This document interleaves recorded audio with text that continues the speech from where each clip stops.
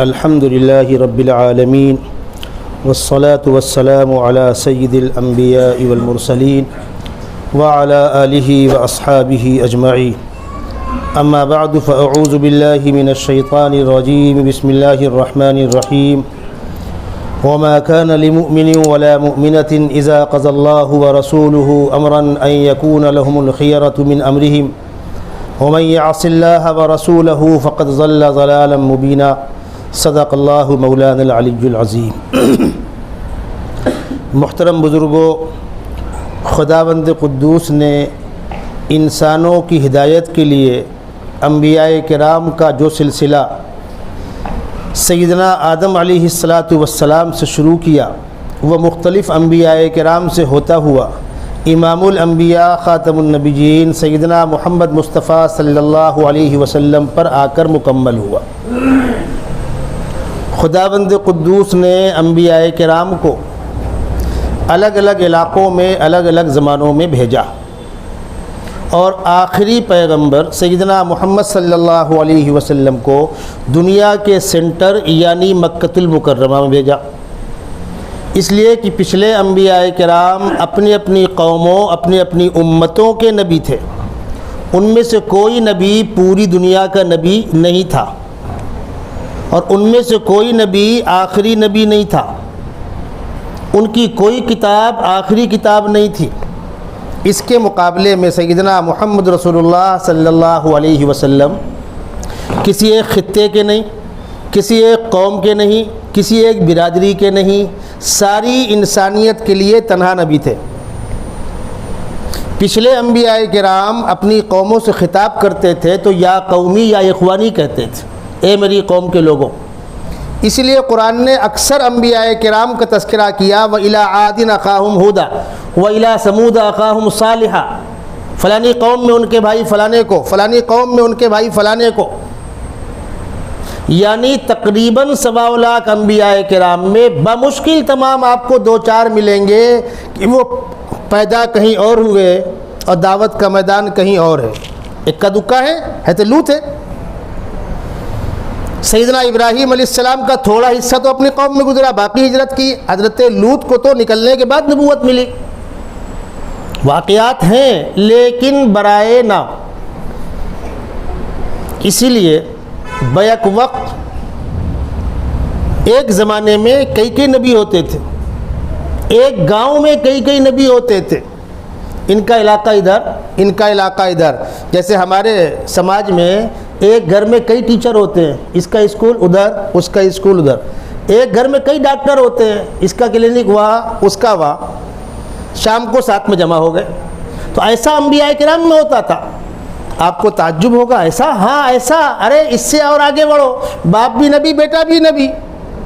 اب کوئی اختلاف، اب کوئی شبہ؟ سیدنا ابراہیم علیہ السلام نبی، ان کے 2 بیٹے، حضرت اسماعیل بھی نبی، اسحاق بھی نبی. حضرت اسماعیل مکے میں رہے، اسحاق فلسطین میں رہے.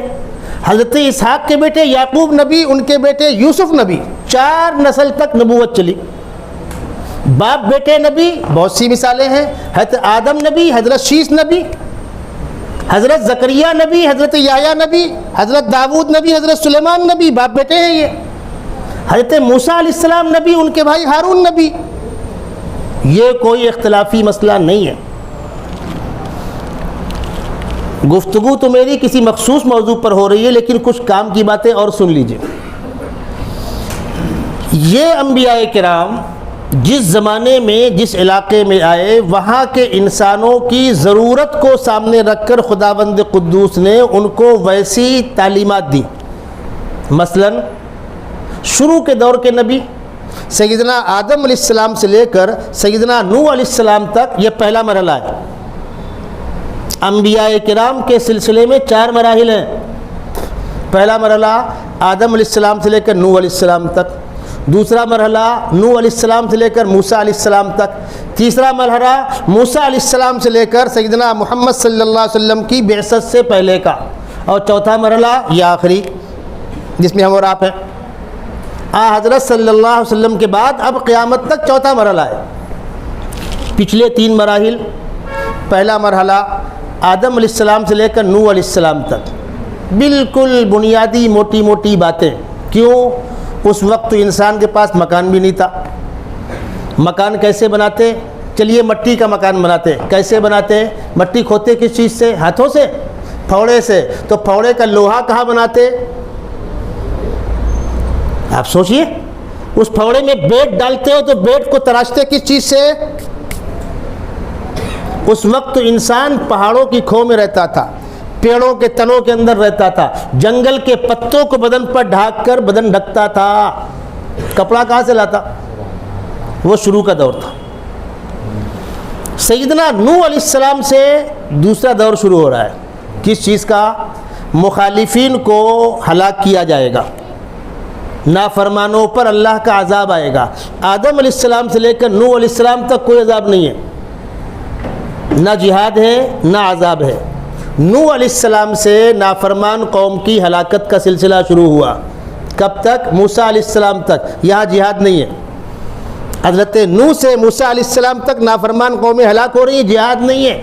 جتنی قوموں کی ہلاکت کا قرآن تذکرہ کر رہا ہے، قوم عاد، قوم سمود، اصحاب ایکا، قوم لوط، جتنوں کا تذکرہ قرآن کر رہا ہے، فلاں کو ایسے ہلاک کیا، فلاں کو ایسے ہلاک کیا، فلاں کو ایسے ہلاک کیا۔ اس دور میں تیسرا مرحلہ، موسیٰ علیہ السلام کی شریعت میں اپنا دفاع کرنے کے لیے، اپنا جائز حق لینے کے لیے جہاد کی اجازت عطا ہوئی۔ موسیٰ علیہ السلام نے اپنی قوم کو اللہ کے حکم سے آگاہ کیا۔ ہمارے یہاں کچھ لوگوں کو غلط فہمی ہے کہ یہ دیوبندی اور جماعتی اور حنفی علماء، ان کا قرآن و حدیث سے کوئی تعلق نہیں ہے۔ میرا بیان ٹیپ بھی ہو رہا ہے، بعد میں آپ سن لینا، اور میں قرآن کی آیتیں پڑھ پڑھ کے آپ کو سنا رہا ہوں۔ موسیٰ علیہ السلام پر جب یہ حکم نازل ہوا تو کیا ہوا؟ قرآن نے اس حکم کو نقل کیا۔ وَإِذْ قَالَ مُوسَىٰ لِقَوْمِهِ يَا قَوْمِ اذْكُرُوا نِعْمَةَ اللَّهِ عَلَيْكُمْ، میری قوم اللہ کی نعمتوں کو یاد کرو۔ اِذْ جَعَلَ فِيكُمْ أَنْبِيَاءَ، تم میں بہت سے نبی بنائے، وَجَعَلَكُمْ مُلُوكًا، تم میں بادشاہت بھی دی، وَآتَاكُمْ مَا لَمْ يُؤْتِ أَحَدًا مِّنَ الْعَالَمِينَ، اور تم کو تمہارے زمانے میں وہ بڑی بڑی نعمتیں دیں جو کسی اور کو نہیں دیں۔ ان نعمتوں کو یاد دلانے کے بعد اللہ کا اگلا حکم، یا قوم ادخلوا الارض المقدسہ التي كتب اللہ لکم ولا ترتدوا على ادبارکم فتنقلبوا خاسرین۔ یہ بنی اسرائیل آئے کہاں سے تھے؟ یہ کنعان سے آئے تھے، فلسطین سے۔ کب آئے تھے؟ حضرت یوسف علیہ السلام کے زمانے میں۔ آپ نے واقعہ سنا ہوگا، حضرت یوسف کو کنویں پھینک دیا، غلام بنا کر بیچ دیا، مصر میں رہے، بادشاہ کے ہاں پلے بڑھے۔ پھر زلیخا کی نگاہ خراب ہوئی، اس نے برائی کی دعوت دی، آپ نے انکار کیا، جیل میں ڈال دیے گئے۔ جیل کے اندر کچھ قیدیوں کو خواب کی تعبیر بتلائی، ان میں سے بعض رہا ہو گئے۔ پھر بادشاہ نے ایک بڑا بھینکر خواب دیکھا، قرآن نے اس کو نقل کیا ہے۔ وقال الملك إني أرى 7 بقرات سمان يأكلهن 7 عجاف و7 سنبلات خضر وأخر يابسات يا أيها الملأ أفتوني في رؤياي إن كنتم للرؤيا تعبرون۔ درباری علماء، اس مشکل کا حل بتلاؤ، میں نے خواب دیکھا ہے 7 گائے موٹی، 7 گائے پتلی، پتلی گائے موٹی گائے کو کھا رہی ہیں، 7 گیہوں کی بالی ہری، 7 سوکھی، سوکھی بالیاں ہری بالی کو کھا رہی ہیں۔ بہت اہم خواب ہے، تعبیر بتلاؤ۔ ان میں سے کسی کو اس کی تعبیر آتی نہیں تھی، تو ان لوگوں نے کیا کہا؟ قالوا اضغاث احلام، بڑا گندا خیالات ہیں، کھانا زیادہ کھا لیا ہوگا، گیسٹرک چڑھی ہوگی۔ اور یہ سب فالتو باتوں میں ہم نہیں پڑتے، یہ نہیں کہہ رہے ہم کو نہیں معلوم ہے۔ ایمانداری کی بات یہ ہے کہ جو نہ معلوم ہے کسی اور سے پوچھ لو، بھائی یہ میری فیلڈ نہیں ہے، لیکن ناک کٹ جاتی ان کی۔ درباری وزراء تھے، درباری علماء تھے، ان کو جواب دینا چاہیے تھا۔ بادشاہ پریشان ہو رہا ہے کہ میں اس کا جواب دو مجھ کو۔ تو وہ ایک قیدی جو قید خانے میں اس نے خواب دیکھا تھا اور تعبیر دی تھی یوسف نے اس کو، وہ کیا ہوا تھا؟ جب یہ جیل میں گئے تو آپ کے ساتھ میں 2 قیدی اور گئے۔ قرآن کہتا ہے دخل معه السجن فتیان، آپ کے ساتھ جیل میں 2 نوجوان اور گئے۔ ان دونوں نے الگ الگ خواب دیکھا تھا۔ ایک نے کہا قال احدهما انی ارانی اعصر خمرا، میں دیکھ رہا ہوں انگور سے شراب نچوڑ رہا ہوں۔ وقال الآخر انی ارانی احمل فوق راسی خبزا تأکل الطیر منہ، سر میں ایک جھوا ہے، ایک ڈلیا ہے، اس پر روٹیاں رکھی ہیں، کوے نوچ نوچ کے کھا رہے ہیں، پرندے نوچ نوچ کے کھا رہے ہیں۔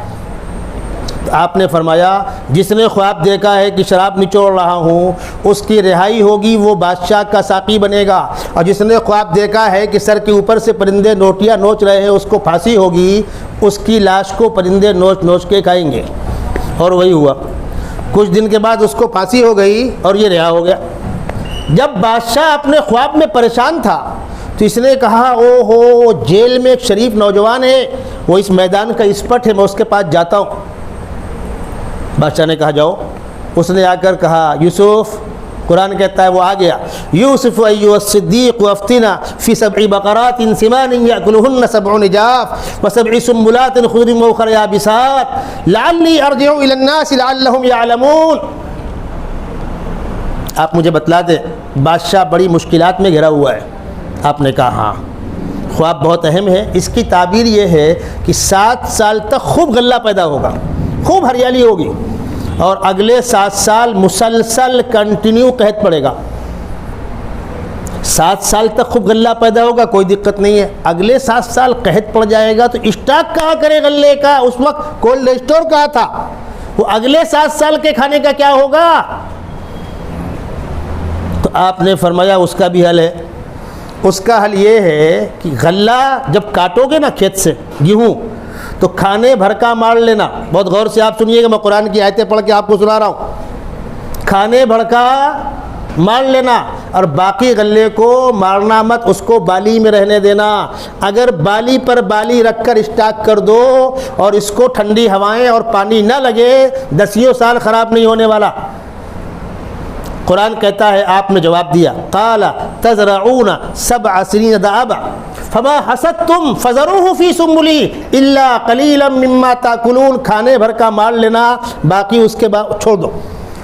ثم ياتي من بعد ذلك 7 شداد، سخت قحط پڑے گا، ياكلن ما قدمتم لهن الا قليلا مما تحسنون، تم نے کھانے کے علاوہ جو اسٹاک کر کے رکھا ہوگا وہ تمہارے کام آئے گا۔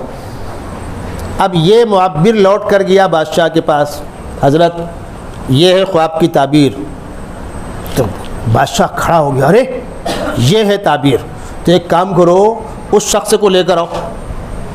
قاصد پہنچا، حضرت بادشاہ سلامت بلا رہے ہیں، اگر وہاں ہم اور آپ رہے ہوتے تو ارے واہ چلو صاحب چھٹی ملی، جیل سے رہائی ملی۔ کہا نہ، ایسے نہیں نکلتا، پہلے پوچھو ڈالا کیوں تھا اندر؟ میں تو بے قصور تھا، قصور تو زلیخا تھی، ٹھیک ہے آپ کے ہاتھ میں پاور تھا، پہلے کلیئر کرو کہ میں بے قصور تھا، تم نے اپنی عزت بچانے کے لیے مجھ کو بے قصور جیل میں ڈالا تھا، اور زلیخا سے فیس ٹو فیس سوال جواب کرے، کلیئر کرو۔ اب بادشاہ گلے پھندا پڑا ہوا ہے، مصیبت سامنے کھڑی ہے، یہ پردیسی مسافر جیل سے نکلنے کو تیار نہیں۔ بادشاہ نے بلوایا ان عورتوں کو اور زلیخا کو۔ قرآن کہتا ہے قال ما خطبکن اذ راوتن یوسف عن نفسہ قلنا حاش للہ ما علمنا علیہ من سوء، عورتوں نے کہا کہ نہیں، وہ بچہ بے قصور تھا۔ زلیخا نے خود کہا قالت امرأۃ العزیز الآن حصحص الحق انا راودته عن نفسہ وانہ لمن الصادقین، کہ اللہ نے اس کو عزت دار رکھا، اور حالات یہ بتلا رہے ہیں کہ اب کوئی راستہ نہیں ہے جرم کے اقرار کیے بغیر۔ میں کہتی ہوں میں مجرم تھی، بچہ بے قصور تھا۔ اس کلیئریشن کے بعد، اس این او سی ملنے کے بعد حضرت یوسف جیل سے باہر آئے۔ اس کے بعد کا میں قصہ چھوڑ رہا ہوں۔ چلا پھر قحط پڑا، غلہ بٹا، اطلاع وہاں تک پہنچی، بھائی لوگ ایک بار آئے، دوبارہ آئے، تیبارہ آئے، اور آخر میں پوچھا ابا کا حال کیا ہے؟ تو کہا ابا تو تمہارے گم ہو جانے کے بعد، تمہارے ضائع ہو جانے کے بعد روتے روتے آنکھوں کی روشنی ختم ہو گئی تھی، اور بنیامین کے پکڑ لینے کے بعد تو اب بستر پکڑ لیا ہے، بس آخری سانسیں چل رہی ہیں۔ تو فرمایا اچھا چھوڑو، جو ہوا ہوا، اذهبوا بقمیصی ھذا فالقوه علی وجہ ابی یاتی بصیرا واتونی باہلکم اجمعین، میری قمیص لے کر جاؤ، ابا کے چہرے پر ڈالو، روشنی لوٹ کر آ جائے گی، پورے خاندان کو لے کر کنعان سے مصر آ جاؤ، تمہارا بھائی میرے باپ کا بیٹا مصر کا بادشاہ ہے اور میرے خاندان کے لوگ دیہات پریشان ہو، وہ پورا خاندان وہاں سے مصر آ گیا۔ یہ ہے وہ وقت وہاں سے منتقل ہونے کا، جب فرعون کے مظالم سے نجات پا کر دریا پار ہو گئے۔ اب جنگل میں ہیں، دھوپ لگ رہی ہے، موسیٰ بہت دھوپ لگتی ہے، دعا کی پروردگار مدد فرما۔ اللہ نے آسمان پر بادل بھیج دیا، 10-12 لاکھ کی امت کھائیں کیا؟ تو پیڑوں کے تنے میں حلوہ جم جاتا تھا، اور چھوٹے پرندے فاختہ بٹیر سائز کے لاکھوں لاکھ آ کر ٹہلتے تھے، پکڑ لو، ذبح کر لو، بھون کے کھا لو۔ اس کو قرآن نے کہا من و سلوہ، وَظَلَّلْنَا عَلَيْكُمُ الْغَمَامَ وَأَنزَلْنَا عَلَيْكُمُ الْمَنَّ وَالسَّلْوَىٰ، تمہارے سائے کے لیے بادل تان دیا، کھانے کے لیے من و سلوہ دے دیا۔ کُلُوا مِن طَيِّبَاتِ مَا رَزَقْنَاكُمْ، کھاؤ، اللہ کی نعمت ہے۔ لیکن اگلا حکم پردیس میں کب تک مارے مارے پھرو گے؟ اپنے اصل وطن جاؤ، کہاں؟ کنعان، فلسطین۔ اب سینکڑوں سال گزر گئے تھے، وہاں دوسری قومیں آ کر آباد ہو گئی تھی، اور یہ بنی اسرائیل کے اندر جو انحطاط آ گیا تھا، جو بزدلی آ گئی تھی، غلامی کرتے کرتے لڑنے کا حوصلہ نہیں تھا۔ موسیٰ علیہ السلام کہہ رہے ہیں اللہ کا حکم ہے اپنے علاقے میں چلو، اپنے علاقے میں رہو، پردے سے مارے مارے مت پھرو۔ اور یہ کیا کہہ رہے ہیں؟ قالوا یا موسیٰ ان فیہا قوما جبارین وَإِنَّا لَن نَدْخُلَهَا حَتَّى يَخْرُجُوا مِنْهَا فَإِنْ يَخْرُجُوا مِنْهَا فَإِنَّا دَاخِلُونَ۔ موسیٰ ہمارے بس کا سودا نہیں ہے، ان کو نکالو وہاں سے۔ بالآخر موسیٰ علیہ السلام سمجھاتے رہے، قوم جہاد کو تیار نہیں ہوئی، اور قوم نے بدتمیزی کی انتہا کر دی۔ کہا موسیٰ بہت تم کو شوق ہے جنگ کرنے کا، اذهب انت وربک فقاتلا انا ہاہنا قاعدون، جنگ منگ ہم سے ہوگی نہیں، ہم یہاں بیٹھے ہیں، تم جاؤ، تمہارا خدا جائے، جا کے جنگ کر لو، ہم سے یہ کام ہوگا نہیں۔ موسیٰ علیہ السلام کا انتقال ہو گیا، ان کی زندگی میں قوم نے جنگ کر کے دی نہیں۔ پھر بعد میں اگلے انبیاء کرام آئے، حضرت یوشع ابن نون کے زمانے میں پھر جہاد ہوا وغیرہ وغیرہ۔ موسیٰ علیہ السلام کے بعد سے لے کر سیدنا محمد رسول اللہ صلی اللہ علیہ وسلم تک یہ تیسرا مرحلہ ہے۔ پہلا مرحلہ آدم علیہ السلام سے لے کر نوح علیہ السلام تک، دوسرا ہے نوح سے موسیٰ علیہ السلام تک، اور تیسرا مرحلہ موسیٰ علیہ السلام سے لے کر رسول اللہ صلی اللہ علیہ وسلم تک، اور چوتھا مرحلہ آپ کے بعد قیامت تک۔ یہ بات آپ کو زور دے کر بار بار کیوں سمجھا رہا ہوں، سنیے غور سے۔ جس طریقے سے انسانوں کی ضرورت کے پیش نظر پچھلے انبیاء کرام کے ہاں احکامات میں، مسائل میں چینجنگیں ہوئی ہیں، پچھلے انبیاء کرام کے ہاں احکامات مسائل میں تبدیلیاں ہوئی ہیں۔ مثلا نوح علیہ السلام سے لے لیجئے، حضرت نوح علیہ السلام کے جو بچے بچیاں پیدا ہوتے تھے وہ جوڑے پیدا ہوتے تھے، اور کس کا کس سے رشتہ ہوگا من جانب اللہ طے ہو کے آتا تھا۔ سگے بہن بھائیوں میں آپس میں نکاح ہوتا تھا۔ آج تو آپ ڈھونڈتے ہیں نا بھائی کہاں رشتہ کرنا ہے، تو کوئی کیا آپ اپنی بہن سے کرتا ہے، کوئی خالہ سے کرتا ہے، پھوپھی سے کرتا ہے؟ نہیں، توبہ توبہ، اپنی بہن سے کیسے نکاح کریں گے؟ تو اس وقت کہاں جاتے کرنے کے لیے؟ اس وقت اتنی ہی بڑی کائنات تھی بھائی، اور آپس کے رشتے من جانب اللہ طے ہو کر آتے تھے۔ من جانب اللہ طے شدہ رشتے کے خلاف قابیل نے حابیل سے جس لڑکی کا رشتہ ہونا تھا اس سے رشتہ کرنے کا دعویٰ کیا، میں اس لڑکی سے رشتہ کروں گا جس سے تم کرنے جا رہے ہو۔ آپس میں اختلاف ہوا، اختلاف بڑھا، قابیل نے حابیل کو قتل کر دیا۔ یہ روح زمین کا پہلا قتل تھا۔ قرآن نے کہا وَاتْلُ عَلَيْهِمْ نَبَأَ ابْنَيْ آدَمَ بِالْحَقِّ إِذْ قَرَّبَا قُرْبَانًا فَتُقُبِّلَ مِنْ أَحَدِهِمَا وَلَمْ يُتَقَبَّلْ مِنَ الْآخَرِ، دونوں نے اللہ پر فیصلہ چھوڑا، صدقہ نکالا، آسمان سے آگ آئی، حابیل کے صدقے کو آگ نے کھا لیا، قابیل صدقے کو آگ نے چھوڑ دیا۔ طے ہو گیا کہ حابیل صحیح ہے، قابیل غلط ہے، تو قابیل نے کہا لَأَقْتُلَنَّكَ، میں تمہاری جان لے لوں گا۔ تو حابیل نے کہا بھائی تم جان لو، کچھ بھی کرو، فیصلہ من جانب اللہ آ چکا ہے۔ بالآخر قابیل نے حابیل کو قتل کر دیا۔ امت محمدیہ میں سگی بہن سے نکاح ہوگا؟ نہیں ہوگا۔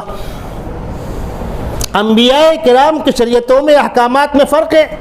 سیدنا موسیٰ علیہ السلام کے ہاں جو احکامات تھے شریعت محمدیہ میں وہ احکامات باقی رہے، ضروری نہیں ہیں۔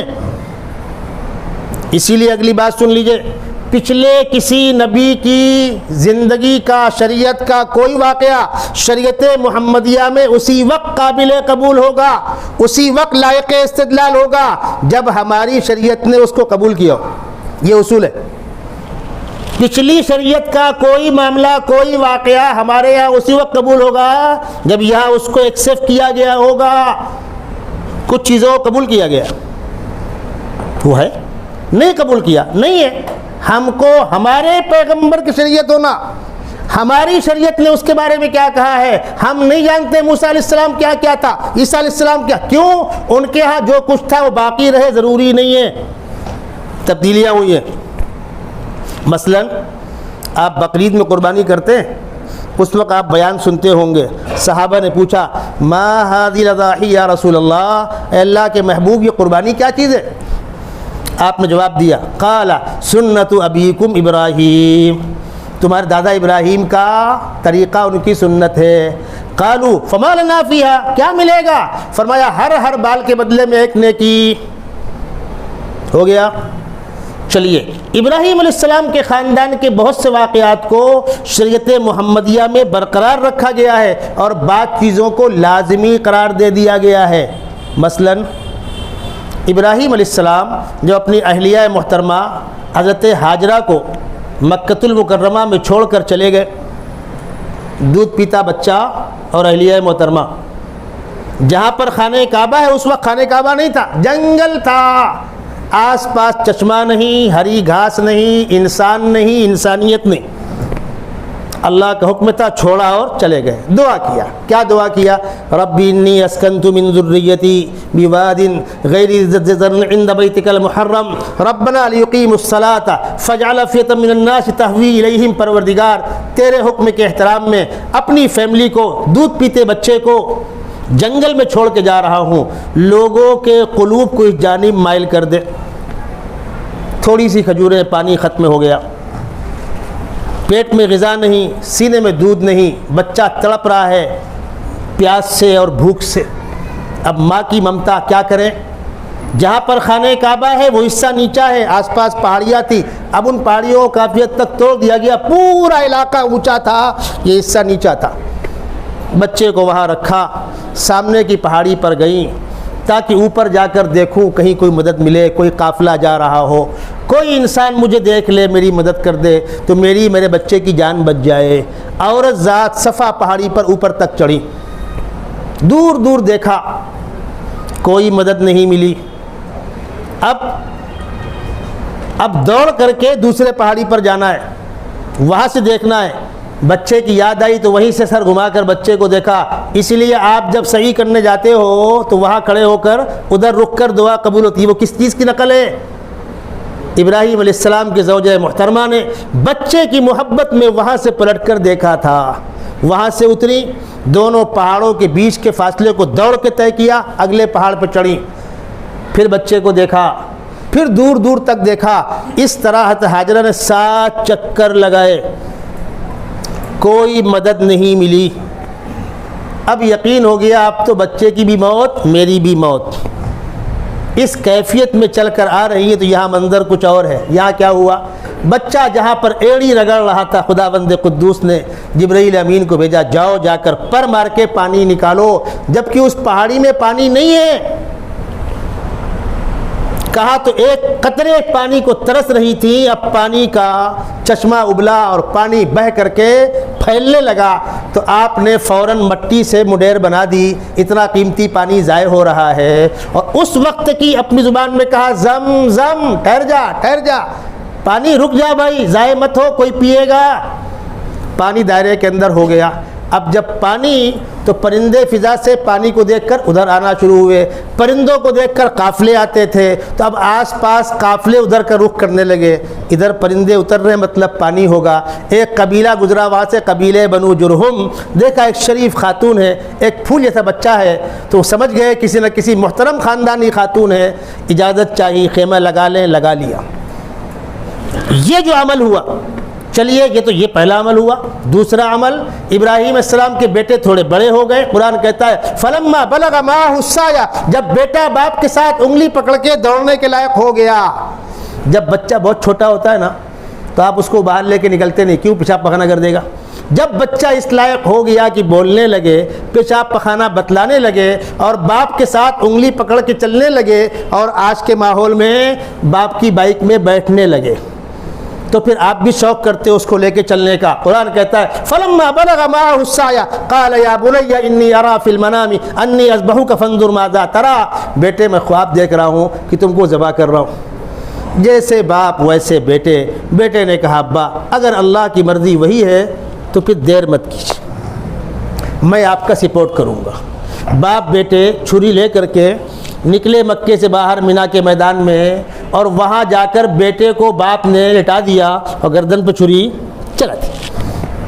آپ تفصیلات سنتے رہتے ہیں۔ جب یہ جا رہے تھے تو شیطان آیا ایک بڑے میاں کے بھیس میں، پہلے ادھر گیا محترمہ کے پاس، ارے کہاں گئے دونوں؟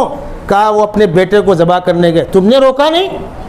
ارے بڈھے کو عقل نہیں، تم کو تو عقل ہے، بڑھاپے کا سہارا، ایک ہی بیٹا، کہیں کوئی بیٹے کو ذبح کرتا ہے؟ انہوں نے کہا جا کے ان سے ہی بات کرو۔ وہ یہاں آیا، ابراہیم علیہ السلام کو بہکانا چاہ رہا ہے۔ ابراہیم علیہ السلام نے کہا کہ جو خدا کے حکم رکاوٹ بنے وہ ابلیس ہی ہو سکتا ہے۔ مینا کے میدان کی کنکیلی مٹی اٹھا کر پھینک کے اس کو مارا، وہ بھاگا۔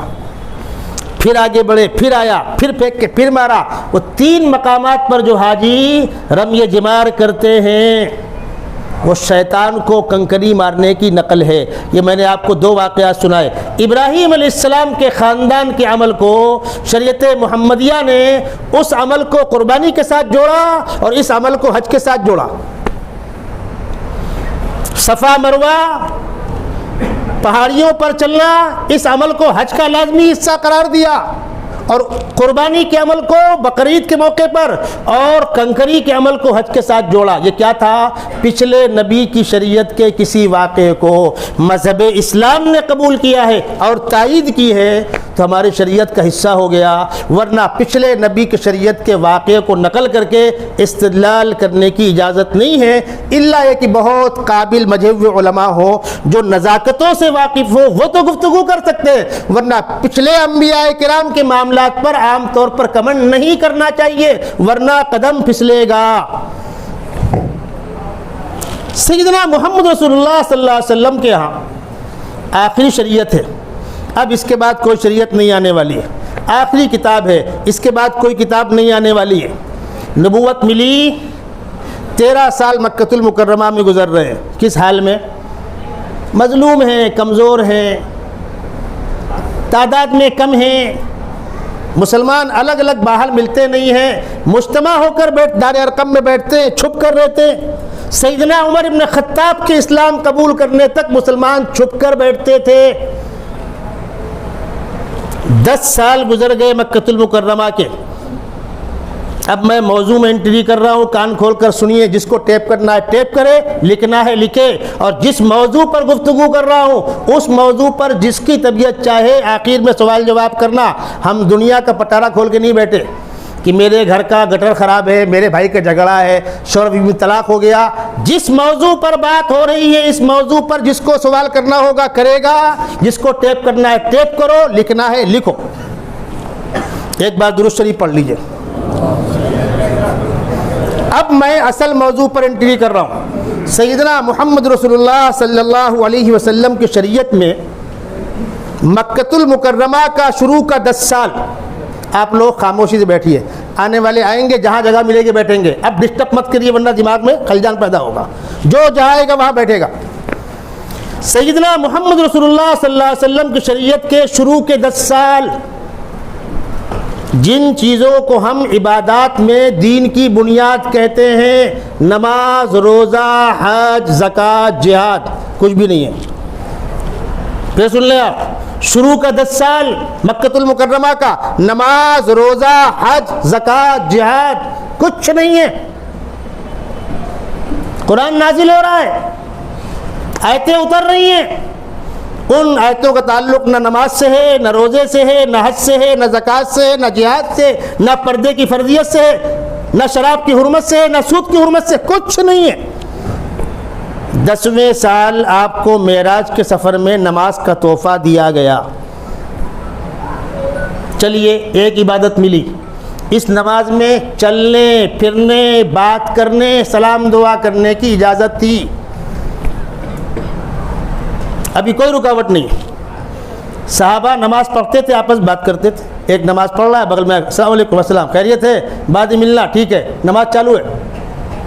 اللہ کے نبی صلی اللہ علیہ وسلم نماز پڑھ رہے ہیں، آپ کی نواسی حضرت زینب آپ کے کندھے پر بیٹھی ہے، بخاری کی روایت ہے، سجدے میں گئے اتار دیا۔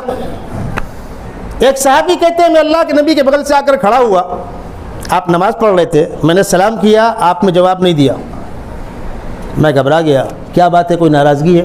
میں بیٹھ گیا۔ جب آپ نے سلام پھیرا تو میں نے پوچھا رسول اللہ میرے ماں باپ آپ پہ قربان، آپ نے مجھ کو جواب نہیں دیا۔ فرمایا اب اللہ کا حکم آ گیا ہے، نماز میں بات چیت کرنے کی اجازت نہیں ہے۔ اور آگے بڑھیے، مکۃ المکرمہ میں صحابہ شراب بناتے ہیں، شراب بیچتے ہیں، شراب پیتے ہیں، کوئی رکاوٹ نہیں۔ البتہ بعض لوگوں نے آ کر سوال کیا یا رسول اللہ شراب پینے کے بارے میں کیا حکم ہے؟ آپس میں جوا کھیلتے تھے، جوئے کے بارے میں کیا حکم ہے؟ قرآن نے سوال بھی نقل کیا، جواب بھی نقل کیا۔ یسألونک عن الخمر والمیسر قل فیہما اسم کبیر ومنافع للناس واسمہما اکبر من نفعہما۔ یہ لوگ آپ سے شراب کے بارے میں جوئے کے بارے میں سوال کرتے ہیں، آپ کہیے اس میں فائدہ بھی ہے نقصان بھی ہے، نقصان زیادہ ہے فائدہ کم ہے، حرام نہیں کہا گیا۔ مکۃ المکرمہ کے 13 سال تک شراب حرام نہیں ہے، مکۃ المکرمہ کے 13 سال تک پردے کے احکامات نہیں آئے۔ سورہ نور کی وہ آیتیں جو پردے کے احکامات پر مشتمل ہیں، مکی آیتیں نہیں ہیں، وہ نہ شراب کی حرمت ہے، نہ پردے کی فرضیت ہے، نہ جہاد ہے، نہ زکوٰۃ ہے، نہ حج ہے، کچھ نہیں ہے، صرف نماز۔ مکۃ المکرمہ سے ہجرت کر کے مدینہ منورہ آ گئے۔ اب یہاں آنے کے بعد تھوڑا سا نظام بنا۔ جب یہاں اجتماعیت پیدا ہوئی تو مکے والوں کے پیٹ میں پھر درد ہوا، یہ کمبخت وہاں گئے ہیں، طاقت جمع کریں گے، ہم پہ حملہ کریں گے، اس لیے ان کے اوپر پہلے حملہ کرو۔ وہ حملے کی پلاننگ کے تحت ایک فنڈ جمع کیا گیا، اس پیسے کو لے کر جاؤ مکے سے شام، یہاں کا سامان شام میں بیچو، شام کا سامان مکے میں بیچو، جتنا نفع ہوگا اس سارے پیسے سے اسلحے لے جائیں گے، پرانے اسلحے نئے اسلحے، اس کے بعد مدینے پر حملہ ہوگا۔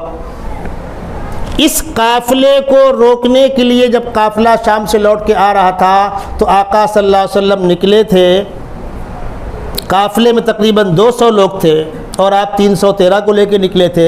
اس قافلے کو اٹیک کرنے کے لیے تعداد کافی تھی۔ کیوں اٹیک کر رہے تھے؟ یہ کمبخت ہم کو ہمارے اوپر حملہ کرنے کی پلاننگ کر رہے ہیں، تو دشمن دھار لگا تو آپ دیکھتے رہو گے، آپ اس کا ہاتھ پکڑ لو گے، دشمن بندوق کے اندر گولی بھر کے آپ کے دیکھتے رہو گے، آپ ہاتھ پکڑ لیں گے اس کا۔ وہ جو شام سے کاروباری قافلہ لوٹ رہا تھا، آپ اس کا راستہ روکنے نکلے تھے، ان کو بھنک لگ گئی شام والے قافلے کو، انہوں نے راستہ بدل دیا۔ شام سے مکے آؤ تو راستے مدینہ پڑتا ہے، انہوں نے مدینے کے راستے کو چھوڑ کر کے ساحلی راستہ پکڑ کر کے باہر نکل گئے اور مکے دوڑایا ایک آدمی کو کہ وہ تمہارا تجارتی قافلہ لوٹ رہا ہے، دوڑو۔ تو ابو جہل 1000 کا لشکر لے کر تنتنا کے آ گیا۔ یہ قافلہ بچ کے نکل گیا تھا، راستے میں ان دونوں ملاقات ہوئی تو ان لوگوں نے کہا کہ الحمدللہ ہم خیریت سے آگے، چلو مکے پلاننگ کر کے آئیں گے۔ ابو جہل نے کہا نہ، اب تو جنگ ابھی ہوگی، اتنی ہمت ہمارے قافلے کا راستہ روک رہے، وہ نہیں مانا۔ تجارتی قافلہ مکے پہنچ گیا، ابو جہل کا لشکر اللہ کے نبی کے سامنے آئے کھڑا ہو گیا۔ نکلے تھے قافلہ روکنے کے لیے اور سامنا پڑ گیا لشکر جرار کا۔ قرآن نے اس نازک موقع کی منظر کشی کی سورہ انفال کے اندر، وَإِذْ يَعِدُكُمُ اللَّهُ إِحْدَى الطَّائِفَتَيْنِ أَنَّهَا لَكُمْ، اللہ نے وعدہ کیا تھا دو میں ایک تمہارے سامنے آئے گا، یا تو تجارت قافلہ یا ابو جہل کا لشکر۔ تم چاہ رہے تھے تجارت قافلہ ہاتھ لگے، محنت کم مال زیادہ، اور ابو جہل کے لشکر سے لڑنا آسان نہیں تھا، لیکن اللہ کچھ اور چاہ رہا تھا۔ وَيُرِيدُ اللَّهُ أَن يُحِقَّ الْحَقَّ بِكَلِمَاتِهِ وَيَقْطَعَ دَابِرَ الْكَافِرِينَ لِيُحِقَّ الْحَقَّ وَيُبْطِلَ الْبَاطِلَ۔ اللہ یہ چاہ رہا تھا کہ اب یہ آ گئے ہیں نا، ان کا کام تمام کرو، اور وہی ہوا۔ جنگ ہوئی، آسمان سے فرشتے اترے، 70 مارے گئے، 70 قید کیے گئے، کمر ٹوٹ گئی۔ یہ موقع جو ہے جنگ بدر کا، اب تک جہاد کی اجازت نہیں تھی۔ مکۃ المکرمہ کے 13 سال میں جہاد کی اجازت نہیں تھی، یہ نازک موقع تھا۔ اس موقع پر وہ آیت نازل ہوئی ہے، اذن للذین یقاتلون بانہم ظلموا وان اللہ علی نصرہم لقدیر۔ اجازت دی جائے ڈیفنس کرنے کی، دفاع کرنے کی، کن لوگوں کو؟ الذین اخرجوا من دیارہم بغیر حق الا ان یقولوا ربنا اللہ، جن کو ان کے گھروں سے صرف اس بنیاد پہ نکالا گیا تھا کہ وہ ایک خدا کو ماننے والے تھے۔ اب جہاد کی اجازت کے بعد اب شروع ہوا سلسلہ، اب جہاد کی ترغیب، اس کی ترتیب، اس کے احکامات، مال غنیمت کے احکامات، یہ تمام تفصیلات اب شروع ہوئی ہیں۔ مکۃ المکرمہ کے 13 سال میں جہاد کی کوئی ایک آیت نہیں ہے۔ پھر آہستہ آہستہ کچھ دن کے بعد شراب کی حرمت ہے، پردے کی فرضیت ہے، وغیرہ وغیرہ وغیرہ وغیرہ۔ پھر سن 6 میں حج ہے، پھر فتح مکہ کے بعد سود کی حرمت۔ یہ میں آپ کو اصولی بات سمجھا رہا ہوں۔ اب پھر پیچھے لوٹیے، پیغمبر علیہ السلام کا مقام کیا ہے؟ خداوند قدوس نے قرآن میں پیغمبر علیہ السلام کا مقام کیا بتلایا، تعارف کیا کرایا؟ خداوند قدوس نے کہا پیغمبر ہمارے نمائندے، پیغمبر ہمارے ترجمان ہیں، ہماری بات کے پیغمبر ترجمان ہیں، ہم خود تو بولنے آئیں گے نہیں۔ وما ينطق عن الهوى ان هو الا وحي يوحى وانزلنا اليك ذکرا لتبين للناس، ہم نے آپ کے اوپر قرآن نازل کیا ہے، آپ وضاحت کیجئے اس کی۔ جب مکۃ المکرمہ کے 13 سال میں جہاد کی اجازت نہیں تھی، درگزر کرو، فاعفو وصفحو، فاعفو وصفحو، برداشت کرو، صبر کرو، اللہ تم کو اس کا بدلہ دے گا۔ تو مکۃ المکرمہ کے 13 سال میں اللہ کے نبی کی جو احادیث ہیں وہ کس موضوع پر ہوئیں گی؟ نہ جہاد ہے، نہ پردہ ہے، نہ شراب کی حرمت ہے، نہ سود کی حرمت ہے۔ تو اللہ کے نبی کے سامنے صحابہ شراب بھی پی رہے ہیں، سود کا لین دین بھی ہو رہا ہے، اور پیغمبر علیہ السلام کی چیز کو آنکھوں سے دیکھے اور نہ منع کرے، شریعت کا حصہ ہے۔ یہ تمام چیزیں آپ کی زندگی کا حصہ ہوئی کہ نہیں ہوئی؟ اور جب ان چیزوں کو محدثی کتابوں کے اندر نقل کریں گے تو حدیث تو ہے، عمل ہوگا اس پر۔ شراب کی حرمت سے پہلے کی قرآن کی آیتوں پر عمل ہوگا؟ نہیں ہوگا۔ ان احادیث پر عمل ہوگا؟ جب قرآن کی آیتوں پر عمل نہیں ہوگا تو حدیث پہ کیسے عمل ہوگا؟ جو حدیثیں ان آیتوں کی تشریح ہے، ان آیتوں میں شراب کو حلال کہا جا رہا ہے، اور ابھی بھی کم سمجھ میں آیا ہوگا۔ اگلی مثال دے رہا ہوں، رب پائیں دیجیے۔ مکۃ المکرمہ میں مسلمان شادی کر رہے ہیں، نکاح ہو رہا ہے آپس میں۔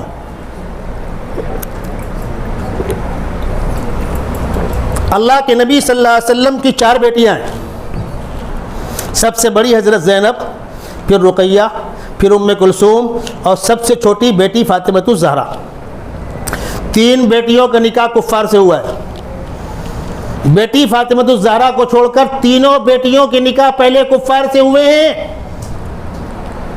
سب سے بڑی بیٹی حضرت زینب کا نکاح کس سے ہوا؟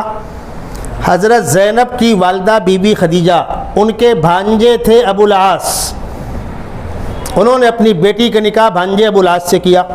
مکۃ المکرمہ کا 13 سال گزر گیا، ابو العاص پیغمبر اسلام کے داماد ہیں، بیٹی زینب کے شوہر ہیں، وہ کافر، یہ پیغمبر کی بیٹی۔ کب تک؟ جنگ بدر میں جو 70 مکے والے پکڑے گئے تھے اس میں آپ کے خاندان کے لوگ تھے، اور کون تھا؟ چچا عباس بھی تھے، داماد ابو العاص بھی تھے، کون اس کا انکار کر سکتا ہے؟ حتیٰ کہ وہ جو گرفتار شدگان سے کچھ رقمیں لینی تھی، اتنا پیسہ دو اور رہا ہو جاؤ، تاکہ اس پیسے سے اسلحہ لیا جائے، غربت دور ہو، آئندہ مقابلہ ہو تو اسلحہ ہمارے پاس ہو۔ ایک رقم فکس کی گئی، اتنی رقم دو اور رہا ہو جاؤ۔ پیغمبر علیہ السلام کے داماد حضرت ابو العاص نے مکے اطلاع کہلائی کہ مجھ کو رہا کرانا ہے، اتنا پیسہ بھیجو۔ پیسہ جمع ہوا، ان کی اہلیہ مکہ مکرمہ میں ہے، پیغمبر علیہ السلام کی بیٹی حضرت زینب مکے میں ہیں ابو العاص کے گھر میں، انہوں نے اپنے بدن کے زیور نکال کر بھیج دیے شوہر کی رہائی کے لیے۔ اس زیور میں سے وہ ہار بھی تھا گلے کا جو بی بی خدیجہ نے ان کو دیا تھا، جب یہ سامان اور زیور اللہ کے نبی خدمت میں پیش کیا گیا کہ ابو العاص کی رہائی کے لیے گھر والوں نے یہ سامان بھیجا ہے، تو آپ کی نگاہ اس ہار میں پڑ گئی، اور اس ہار پر نگاہ پڑنے سے آپ کو بی بی خدیجہ کی یاد آ گئی، اور بی بی خدیجہ کی بڑی قربانیاں ہیں اسلام کی خاطر، بڑی قربانیاں ہیں آقا صلی اللہ علیہ وسلم کی خاطر. تو آپ کی آنکھوں میں آنسو آ گئے. کہا دیکھو میری بیٹی نے اپنے شوہر کی محبت میں اپنے بدن کے زیور تک بھیج دیے، اور یہ وہ ہار ہے جو بی بی خدیجہ نے ان کو دیا تھا. صحابہ نے یا رسول اللہ اس ہار کو الگ کر دیجئے، اس ہار کو الگ کر دیا جائے جس کو دیکھ کر آپ کے آنکھوں میں آنسو آ گئے، بی بی خدیجہ کی یاد آ گئی. ہم سب کہتے ہیں اس کو الگ کر دیا جائے. یہ واقعہ کیا بتلا رہا ہے؟ پیغمبر کے داماد کس حال میں ہیں؟ کفر کی حالت میں ہیں. تو کیا نکاح ہوئے گا؟ آج نکاح ہوئے گا؟ نہیں ہوئے گا. اس وقت کیسے ہو رہا تھا؟ پیغمبر علیہ السلام کی دو بیٹیاں رقیہ ام کلثوم ابو لہب کے بیٹوں کو منسوب ہیں، عتبہ عتیبہ کو. جب ابو لہب نے پیغمبر علیہ السلام کی شان بدتمیزی کی، گستاخی کی، اور قرآن نے اس کا جواب دیا، تبت یدا ابی لہب وتب. ابو لہب نے آقا صلی اللہ علیہ وسلم کو بہت برا بھلا کہا تھا، کوسا تھا، ناس ہو جا، برباد ہو جائے، تیرے ہاتھ ٹوٹ جائے، تجھ پر تو کوڑ ہو جائے، تو اپاہج ہو جائے. جو اس کے ممایا بکا تو تیرے ہاتھ ٹوٹ جائے. اس کا جواب خداوند قدوس آسمان سے دے رہے ہیں، تبت یدا ابی لہب وتب. ابو لہب کے ہاتھ ٹوٹے، وہ برباد ہو. ما اغنی عنہ مالہ وما کسب، مال و اولاد کچھ کام نہیں آئے گا. سیصلی نارا ذات لہب، دہکتی ہوئی آگ میں داخل ہوگا، وہ بھی اس کی بیوی بھی.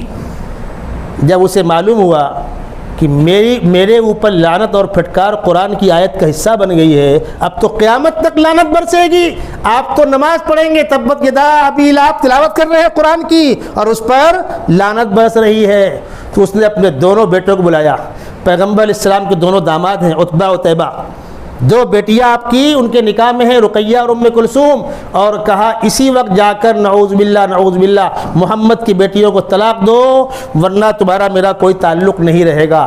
ان دونوں نے آ کر آپ کے سامنے آپ کے منہ پر کھڑے ہو کر آپ کی دو بیٹیوں کو طلاق دیا. یہ واقعہ نہیں پڑھا لوگوں نے؟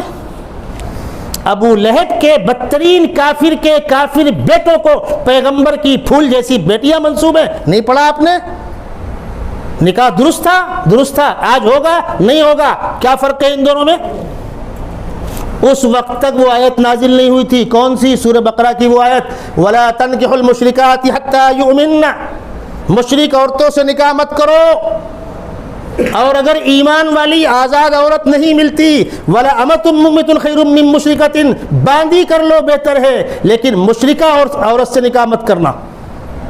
وَلَا تُنْكِحُوا الْمُشْرِكِينَ حَتَّى يُؤْمِنُوا، مشرک بچوں کو اپنی بیٹیاں مت دینا جب تک ایمان نہ قبول کر لے. وَلَا عَبْدٌ مُؤْمِنٌ خَيْرٌ مِّن مُشْرِكٍ، اور اگر آزاد ایمان والا نہیں ملتا تو غلام چلے گا، لیکن ایمان والا ہونا چاہیے. اس آیت کے نازل ہونے کے بعد اب کسی کافر کی بچی سے ہمارے بچے کا نکاح نہیں ہوگا، اور کسی کافرہ بچی سے ہمارے بچے کا نکاح نہیں ہوگا. پچھلا حکم کینسل. مکہ المکرمہ کے اندر شراب حلال ہے، مدینہ منورہ آنے کے بعد بھی شراب حلال ہے. وہاں تو مطلق اجازت تھی، مدینہ منورہ آنے کے بعد کیا کہا گیا؟ یا ایھا الذین آمنوا لا تقربوا الصلاۃ وانتم سکارا، نماز کے اوقات میں نشہ کر کے مت آؤ. حرام نہیں ہوئی ابھی بھی، اور زمانہ گزرا. تیسرا مرحلہ ہے یا ایھا الذین آمنوا انما الخمر والمیسر والانصاب والازلام رجس من عمل الشیطان. جوا، شراب، فلا حرام ہے، شیطان کا عمل ہے، گندگی ہے. فاجتنبوہ، چھوڑو اس کو. اس حکم کے بعد صحابہ کے ہاتھوں میں شراب کے گلاس تھے، کان میں آواز پڑی شراب کی حرمت کی، گلاس پھینک دیے، شراب کے برتن پلٹا دیے، شراب کے برتن توڑ دیے. راستوں میں گٹروں میں شراب اس طرح بہی ہے جس طرح برسات کا پانی بہتا. یہ میں نے آپ کو چند مثالیں دی. یہ چینجنگیں ہوتی رہی کب تک؟ جب تک مکہ فتح نہیں ہو گیا. مکہ فتح ہونے کے بعد اسلامی اسٹیٹ قائم ہو گیا، نظام مستحکم ہو گیا. اب قرآن نے وہ آیت نازل کی، کون سی؟ الیوم اکملت لکم دینکم، آج دین مکمل ہو گیا. واتممت علیکم نعمتی، یہ نبوت کی نعمت تمام ہو گئی.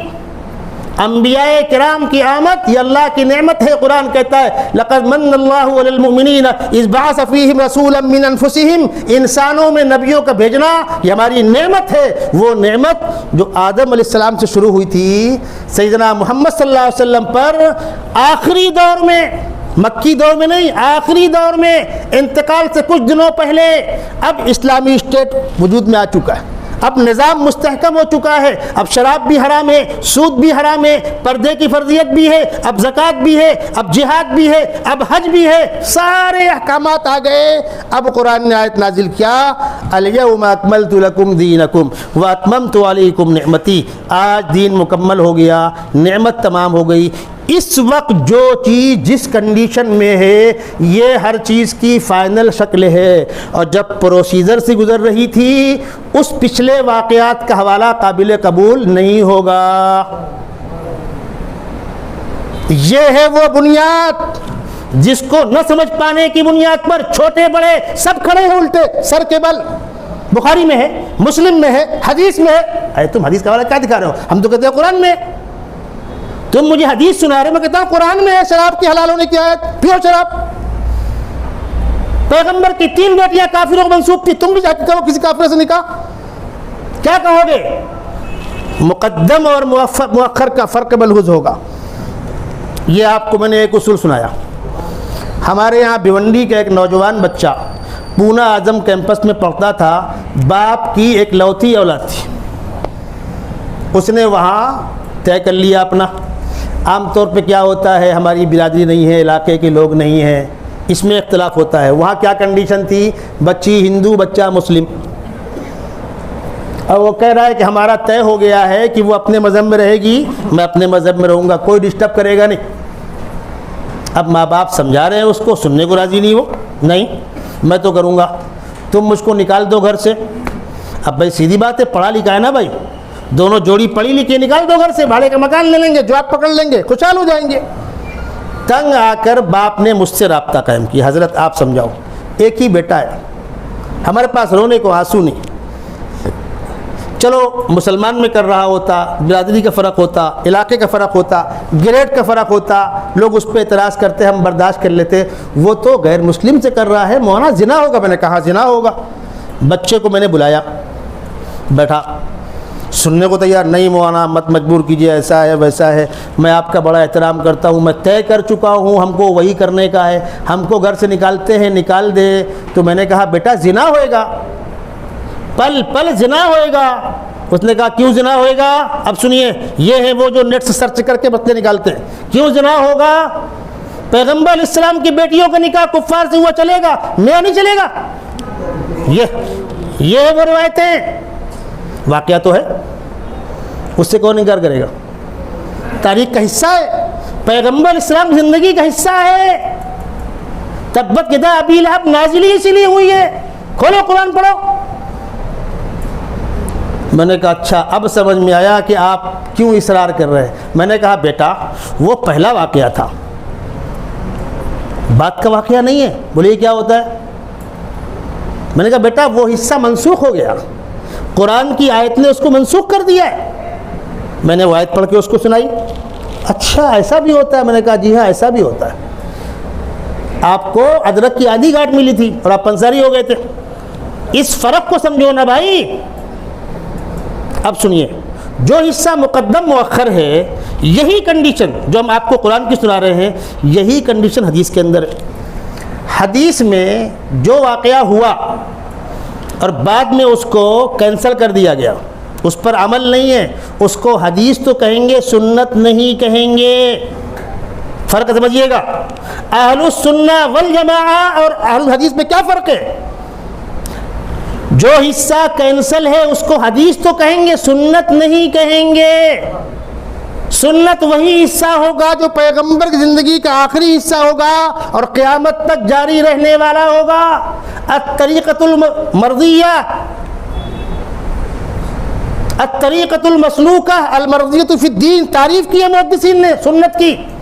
سنت اسی کو کہیں گے جو رائج حصہ ہو, منسوخ کو سنت نہیں کہیں گے. اب وہ لوگ عقل کے ناخون لے, میرا بیان ٹیپ ہو رہا ہے, آپ کو مرچی لگے گی لگتی رہے، اہل حدیث نام رکھنا ہی غلط ہے، اس لیے کہ آپ تو منسوخ پہ عمل کرو گے۔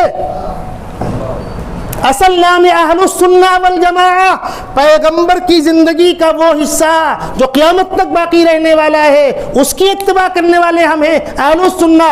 حدیث تو منسوخ ہی بولتے ہیں۔ جن حدیثوں میں پیغمبر علیہ السلام کی بیٹیوں اور کفار سے نکاح کا تذکرہ ہے وہ حدیث تو ہے، سنت نہیں ہے۔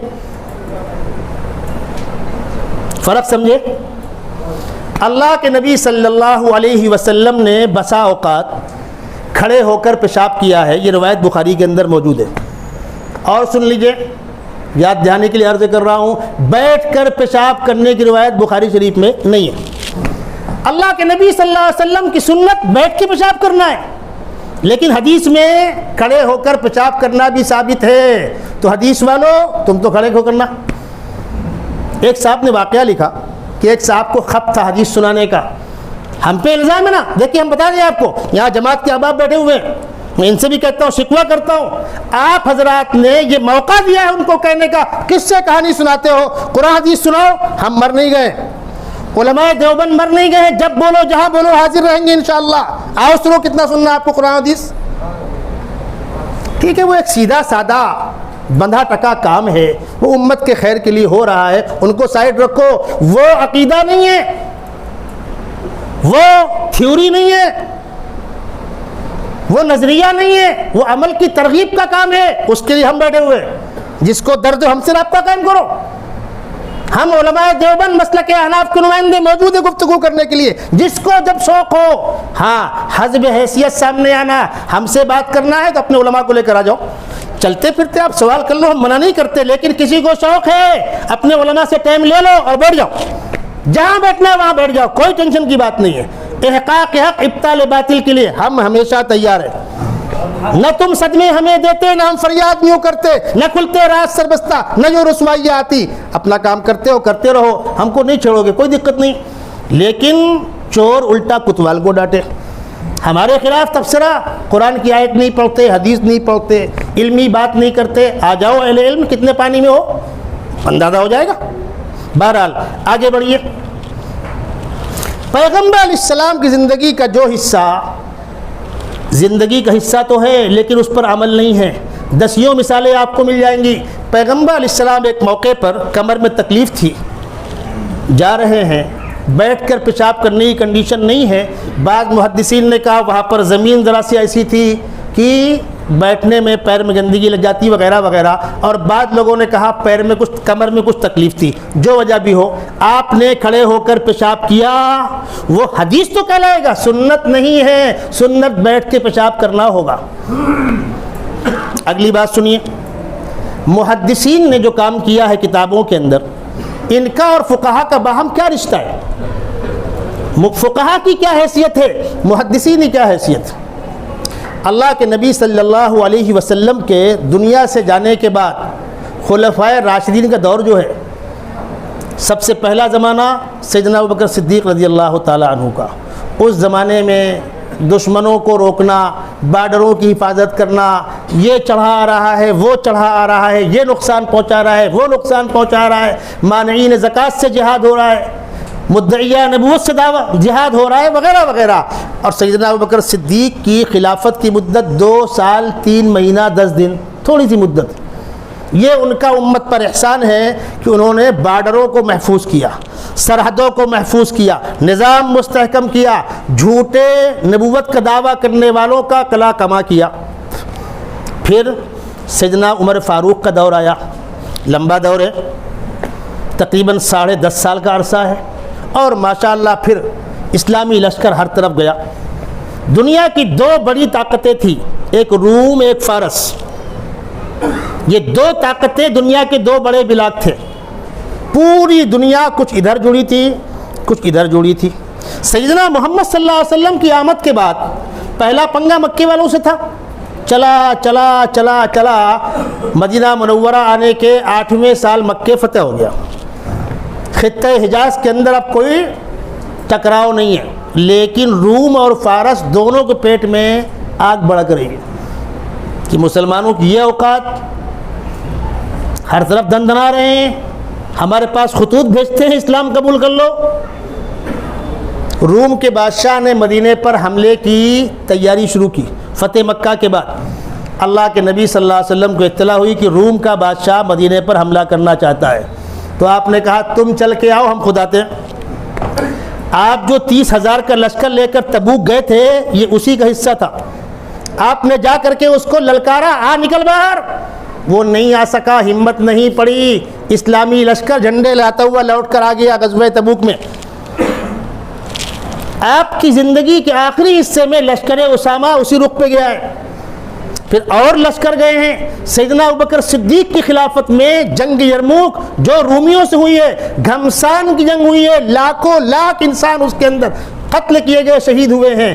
بالآخر اللہ نے اسلام کو عزت دی اور وہ لشکر کامیابی کے ساتھ لوٹ کر آیا، روم فتح ہو گیا۔ لشکر روانہ ہوا ہے دور صدیقی میں، لوٹ کر آیا ہے دور فاروقی میں۔ اس سے فارغ ہونے کے بعد سیدنا عمر ابن خطاب نے رخ کیا فارس کا، ایران کے علاقے کا۔ روم کے لشکر کے ہیرو حضرت خالد ہے، حضرت اسامہ ہے، وغیرہ وغیرہ، اور فارس کے لشکر کے ہیرو سعد بن وقاص ہیں، عبید بن جراح ہیں، وغیرہ وغیرہ۔ ادھر لشکر روانہ ہوا، فارس کے لوگوں سے جنگ ہوئی گھمسان کی، فارس بھی فتح ہوا۔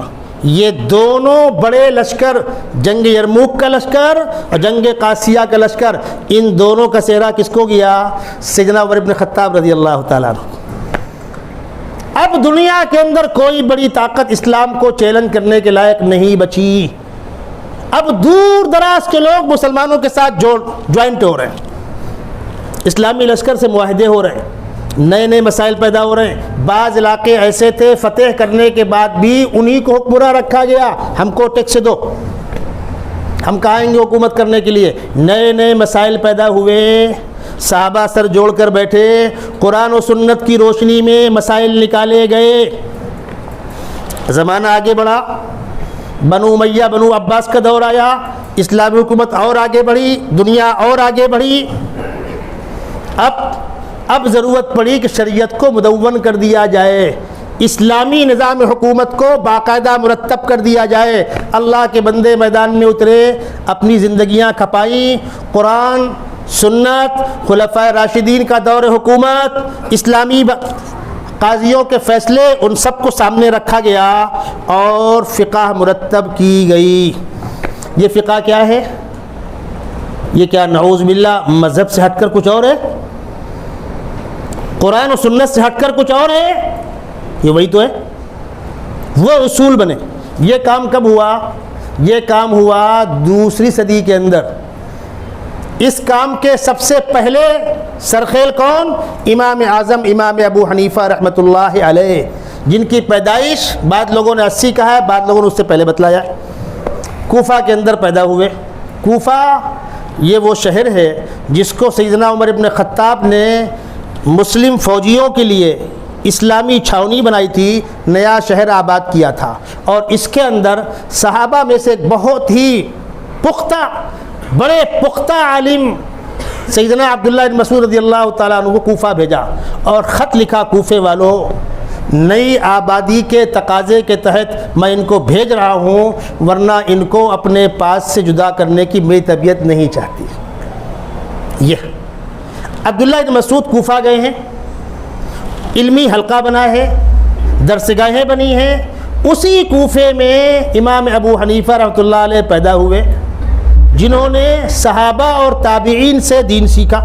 صحابہ کا آخری دور تھا، کام ہوا۔ اب یہاں پر رک کر سنیے، حدیثوں کے اندر واسطے ہوتے ہیں، 2 واسطے، 3 واسطے، 4 واسطے، 5 واسطے۔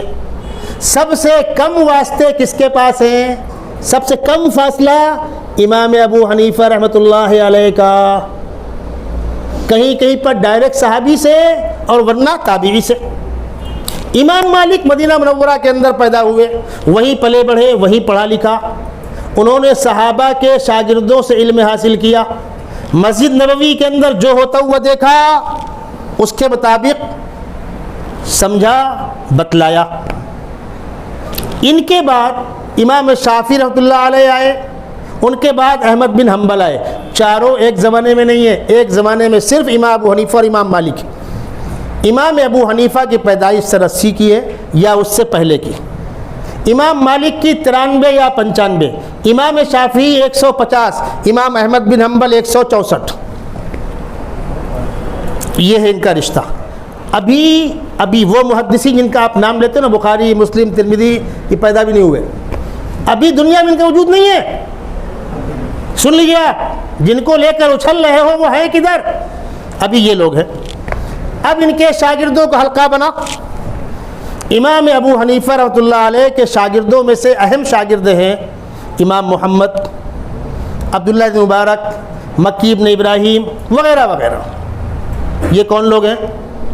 یہ امام ابو حنیفہ کے جو اہم شاگرد ہیں، ان میں سے اکثر امام شافعی کے استاد ہیں، امام احمد بن حنبل کے استاد ہیں. امام احمد بن حنبل کون ہیں؟ بخاری کے استاد ہیں. عبداللہ بن مبارک امام ابو حنیفہ کے شاگرد ہیں، بخاری کے استاد ہیں. یعنی محدثین میں جو اوپر کے حصے کے محدثین ہیں یہ تو ہزاروں ہیں. تو آپ گن رہے انگلی میں 4-5، وہ آپ اپنی اوقات ہے. ہزاروں ہیں، ہزاروں. یہ جو مشہور ممتاز ترین ہیں یہ کب ہیں؟ یہ امام ابو حنیفہ کے شاگردوں کے شاگرد ہیں. امام صاحب نے کیا کیا، یا فقہا نے کیا کیا، اور محدثین نے کیا کیا، اس فرق کو سمجھیے. اللہ کے نبی صلی اللہ علیہ وسلم کی حدیثوں کو محفوظ کرنا،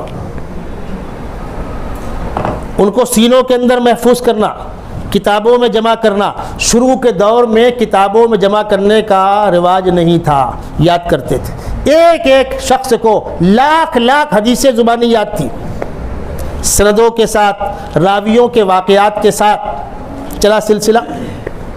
محدثین نے الفاظ پر محنت کی. بس ہم پیغمبر علیہ السلام کے الفاظ کو محفوظ کریں گے اور جمع کریں گے. فقہا نے معنی پر محنت کی. مثال، میڈیکل اسٹور کے اندر دوائیں ملتی ہے، لیکن ان دواؤں کو تجویز کون کرے گا؟ یا خود جا کے آپ لے لیں گے میڈیکل سے؟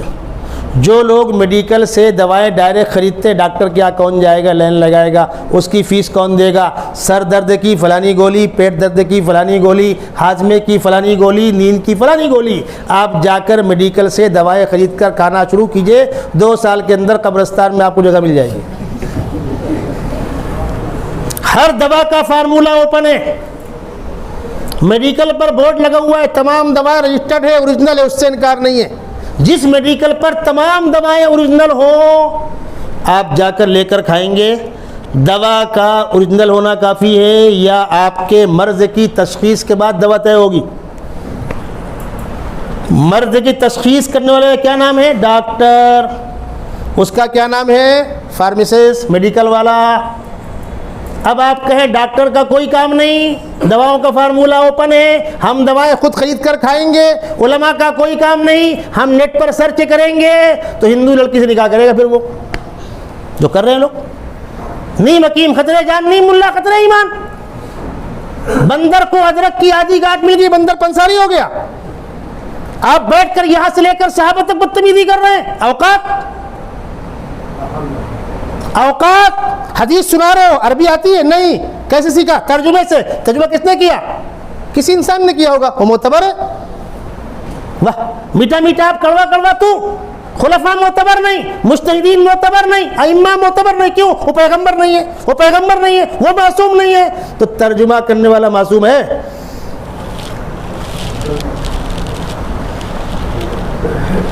ہم لوگ عوام میں باتیں نہیں کرتے، لیکن جب اہل علم بیٹھیں گے ان سے ہم پوچھیں گے آپ کو تقلید سے اختلاف ہے، تقلید شرک ہے. ٹھیک ہے، آپ نہیں کرتے؟ نہیں کرتے. 1400 سال گئے تھے، آپ بتاؤ آپ تک دین کیسے پہنچا؟ وہ آپ بتا دو. واسطے کو بیچ سے نکال دو. نہ خلفاء بیچ میں ہونا چاہیے، نہ صحابہ ہونا چاہیے، اور نہ کوئی انسان ہونا چاہیے. آپ ڈائریکٹ والے ہو نا بھائی. قرآن حدیث، قرآن حدیث. جبکہ حدیث کہتے ہوئے شرم آتی ہے، سنت کہنا چاہیے. قرآن سنت. اہل حدیث نام ہی غلط ہے. ایک سے میں نے پوچھا کہ آپ حدیث میں سے کون سا حصہ مانتے ہو، صحیح غیر صحیح؟ بولے صحیح. تو نام کیا ہونا چاہیے؟ اہل صحیح حدیث. نام کیا ہونا چاہیے؟ بھائی شور تو آپ ہی کرتے ہو نا بھائی، وہ ضعیف وہ ضعیف وہ ضعیف. پہلی بات تو تم کو پتہ ہی نہیں کہ قسمیں کیا ہوتی ہیں، اکثر کو پتہ نہیں ہے، بس پھینکتے رہو لپیٹتے رہو. آئیے اصولی بات سن لیجئے. ہمارا کہنا یہ ہے جو لوگ فقہا کی تحقیقات کو معتبر مانتے ہیں ہم ان کا احسان مانتے ہیں. تقلید ایک ضرورت ہے. تقلید کن چیزوں میں ہوگی؟ جو چیزیں پہلے سے قرآن و سنت کے اندر صراحت کے ساتھ موجود نہیں ہیں، بعد میں وہ چیز سامنے آئی، یا وہ تفصیلات موجود نہیں ہیں. میں آپ کو سمجھانے کے لیے آسان مثالیں دوں تاکہ تھوڑا سا آپ کا بھی ذہن کام کرے. ایک مجلس کے اندر ساری باتیں ہو نہیں پاتی، کچھ ہوں گی، اور ضرورت پڑے گی تو پھر آؤں گا، دوبارہ آؤں گا، تیبارہ آؤں گا. اور ضرورت پڑے گی تو آپ کے نوجوانوں کو لے کر بیٹھیں گے، تربیت دیں گے، تم سیکھو. اور جس دن آپ سیکھ لو گے تو آپ کے سائے سے بھاگیں گے، آپ سے نہیں آپ کے نام سے بھاگیں گے. یہ دین اس بات کی ہے کہ آپ نے پیٹھ دکھانا شروع کر دیا. جان دو جان دو، تو وہ جان دو میں دماغ آسمان میں پہنچ گئے. الحمدللہ انجمن احیاء سنت پورے مہاراشٹر کے اندر اپنا کام کر رہی ہے. جب جہاں ضرورت ہوگی ہمارے افراد آئیں گے، بیٹھ کر بات کریں گے. جس کو سمجھنا ہے اس کو سمجھا دیں گے، اور جس کو 2 5 کا پہاڑا پڑھنا ہے اس کو پہاڑا پڑھا دیں گے.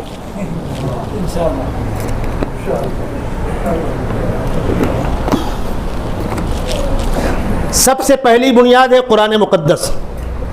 کوئی چیز اگر صراحت کے ساتھ قرآن مقدس کے اندر موجود ہے اس میں کوئی اجتہاد نہیں ہوگا. کوئی چیز تمام تفصیلات کے ساتھ حدیث کے اندر سنت کے اندر موجود ہے اس میں کوئی اجتہاد نہیں ہوگا. کوئی چیز صراحت کے ساتھ خلفائے راشدین کے زمانے میں فیصلے ہو چکے ہیں انہی فیصلوں کو مانا جائے گا، کوئی اجتہاد نہیں ہوگا. لیکن کچھ چیزیں ایسی ہوں گی جس کا تذکرہ نہ قرآن میں ہوگا، نہ سنت میں ہوگا، نہ خلفائے راشدین کے فیصلوں میں ہوگا، نہ صحابہ کے عمل میں ہوگا. اس بات کو پھر سنیے، چونکہ آپ لوگ پہلی بات ان باتوں کو سن رہے ہیں تو ذہن قبول نہیں کر رہا ہے. بنیاد کیا ہے؟ قرآن، سنت، خلفائے راشدین کے فیصلے، صحابہ کے اجماعی عمل. اگر اوپر یہ باتیں ہم کو مل گئی تو اس میں کوئی نئی بات نہیں کی جائے گی، آنکھ بند کر کے قبول ہوگا. قرآن پاک کے ترجمان نبی کریم صلی اللہ علیہ وسلم، نبی کریم صلی اللہ علیہ وسلم کی زندگی کی تفسیر صحابہ کرام، آپ کے انتقال کے بعد صحابہ کا کسی چیز پر عمل کرنا، آپ کے جانے کے بعد خلفاء کا کسی بات پر عمل کرنا، یا آپ کے جانے کے بعد خلفاء کا کسی بات کی وضاحت کرنا، یہ دین کا حصہ ہے. یہ کہہ کے ٹکرا دینا کہ صاحب پیغمبر نہیں ہے، گستاخ ہو، بدتمیز ہو، مرتے وقت کلمہ نصیب نہیں ہوگا. پیغمبر اسلام کی زندگی کی ترجمانی کون کر رہا ہے؟ خلفائے راشدین کر رہے ہیں. خلیفہ راشد کا کوئی عمل پیغمبر کی منشاء خلاف ہو سکتا ہی نہیں. اور یہ سرٹیفکیٹ پیغمبر خود دے کر گئے، علیکم بسنتی وسنت الخلفاء الراشدین. اور خاص طور پر خلفاء میں شیخین ابو بکر اور عمر، جو زندگی میں اللہ کے نبی کے دائیں اور بائیں تھے، اور انتقال کے بعد بھی آپ کے روضہ اقدس میں دائیں اور بائیں آرام کر رہے.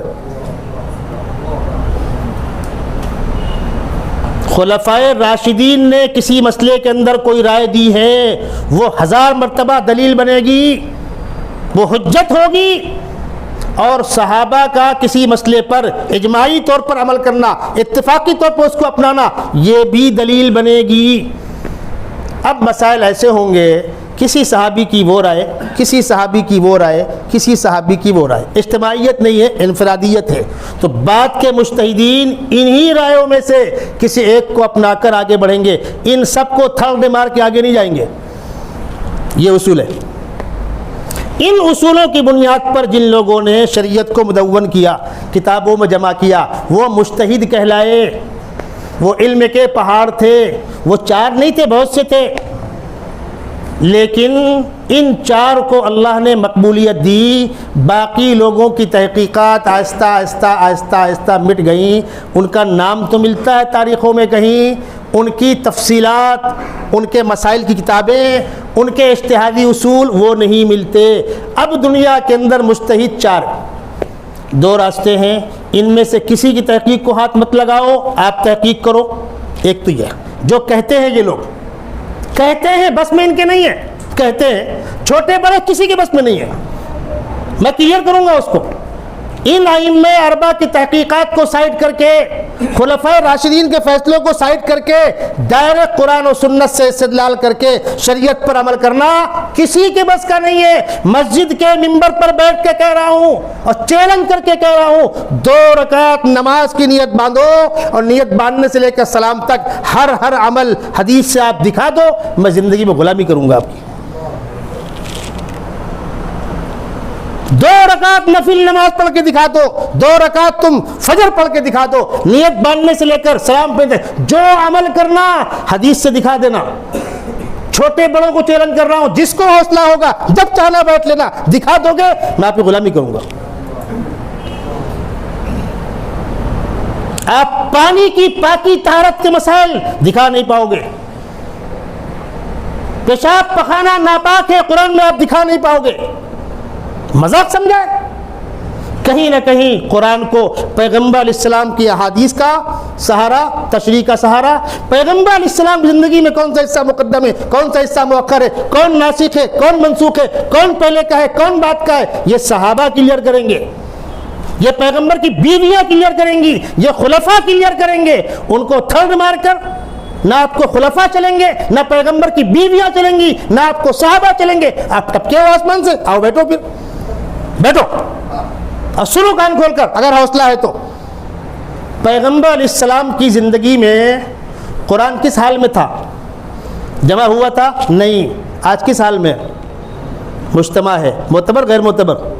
پہلا سوال. ڈائریکٹ والوں سے پہلا سوال، پیغمبر کی زندگی میں قرآن جمع تھا؟ نہیں. منتشر تھا، ترتیب نہیں تھی. جمع کس نے کیا؟ پہلا کام سیدنا ابوبکر صدیق نے کیا، دوسرا کام عثمان غنی نے کیا. کیا ہوا؟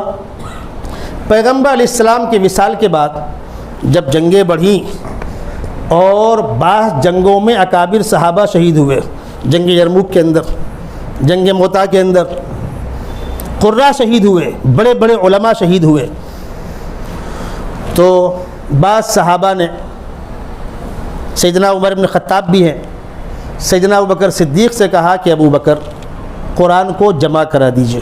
اب تک قرآن بکھرا ہوا ہے.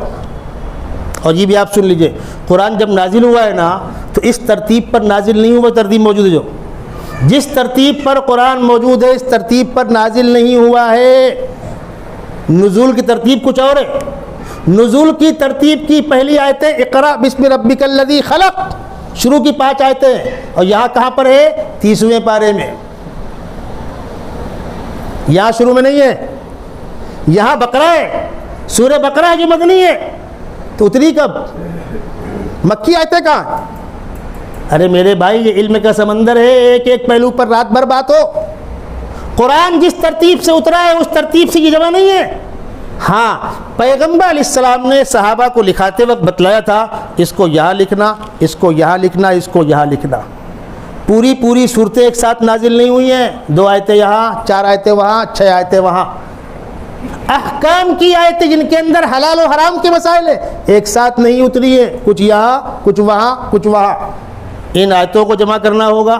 ان آیتوں کے سلسلے میں پیغمبر علیہ السلام کا کمنٹ کیا ہے، صحابہ کی آرا کیا ہیں، عبداللہ ابن عباس کیا کہہ رہے ہیں، عبداللہ ابن عمر کیا کہہ رہے ہیں، عبداللہ ابن مسعود کیا کہہ رہے ہیں، ان رائوں کو ملا کر تب اس کا خلاصہ بنے گا.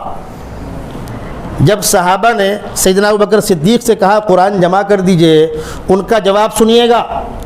انہوں نے کہا وہ کام میں کیسے کروں جو اللہ کے نبی نہ کر کے گئے نہ کہہ کر گئے.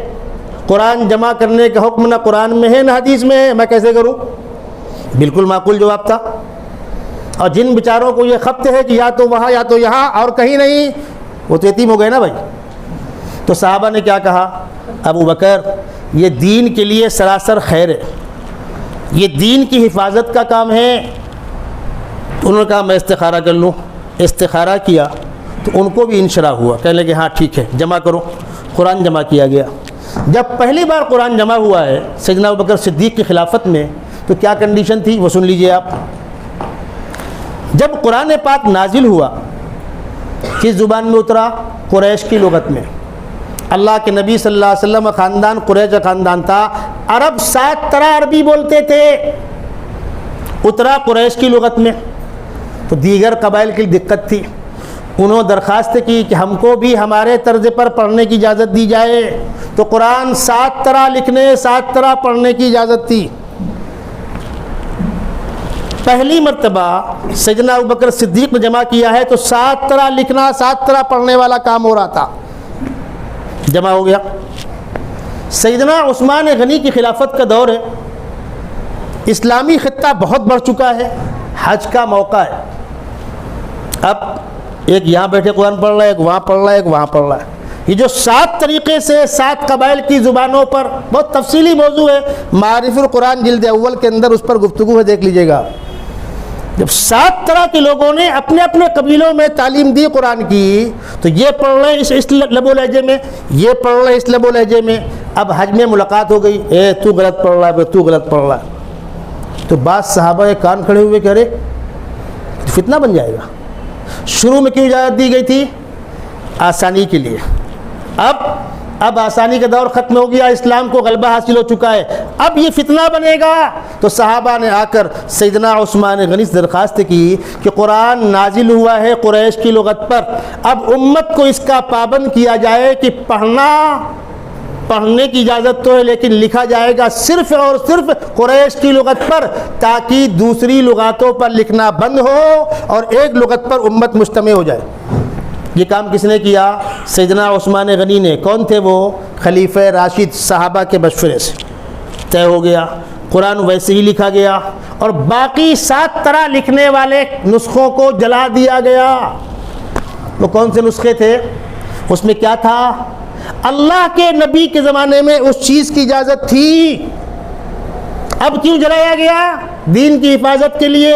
کس نے یہ کام کیا؟ عثمان غنی نے۔ کون تھے؟ دین کے دشمن تھے، وہ پیغمبر کے دشمن تھے نعوذ باللہ۔ وہ کام کس نے کیا؟ صحابہ نے کیا۔ زبان کھلتی ہے کسی کی؟ آئے وہ لوگ ٹپکے ہیں آسمان سے، دکھاؤ یہ عمل قرآن حدیث کے اندر، قرآن جمع کرنے کا عمل دکھاؤ قرآن حدیث کے اندر۔ 7 لغت کے ہوتے ہوئے ایک لغت پر پڑھنے کا پابند کرنا، لکھا جائے گا قریش کی لغت پر، علمی طور پر پڑھنے کی اجازت ہے۔ جو مدارس میں اس کا کورس ہوتا ہے سبا کا، اور بسا اوقات قراء پڑھتے ہیں، اور الحمدللہ میں نے بھی وہ کورس پڑھا ہے۔ ٹھیک ہے، میں کچھ اعلان کاری نہیں، دعویٰ نہیں میرا، لیکن میں نے وہ فن پڑھا ہے، بطور علمی امانت کی وہ چیز محفوظ ہے، لیکن لکھا جائے گا قریش کی لغت پر، اور لکھاوٹ بھی ایسی ہے قرآن کی، دونوں کان کھول کے سن لیجئے، قرآن کی لکھاوٹ ایسی ہے کہ اسی لکھاوٹ میں 7 قراتیں سب ہو گئی ہے۔ اور آپ کو سمجھانے کے لیے ایک آدھ مثالیں میں دے رہا ہوں۔ آپ سورہ فاتحہ پڑھتے ہیں، سورہ فاتحہ میں آپ پڑھتے ہیں الحمدللہ رب العالمین الرحمن الرحیم مالک یوم الدین۔ عربی گرامر کے اعتبار سے مالکی لکھا جائے گا، میم الف زبر ما، لام اور کاف لکی، یہ عربی رسم الخط ہے، لیکن قرآن میں ایسا نہیں لکھا ہوا، اس لیے کہ اگر آپ اس کو لکھ دو گے مالکی تو دوسری قرات ہے ملکی، وہ نہیں پڑھ سکتے آپ۔ کیا کیا صحابہ نے؟ رسم الخط وہ اپنایا کہ میم کھڑا زبر ما، میم الف زبر ما نہیں ہے، میم کھڑا زبر ما۔ اب جو مالکی پڑھتا ہے وہ مالکی پڑھے گا، جو ملکی پڑھتا ہے وہ ملکی پڑھے گا۔ یہ مستقل ایک فن ہے، قرآن کے اندر 7 قراتیں سمو دی گئی۔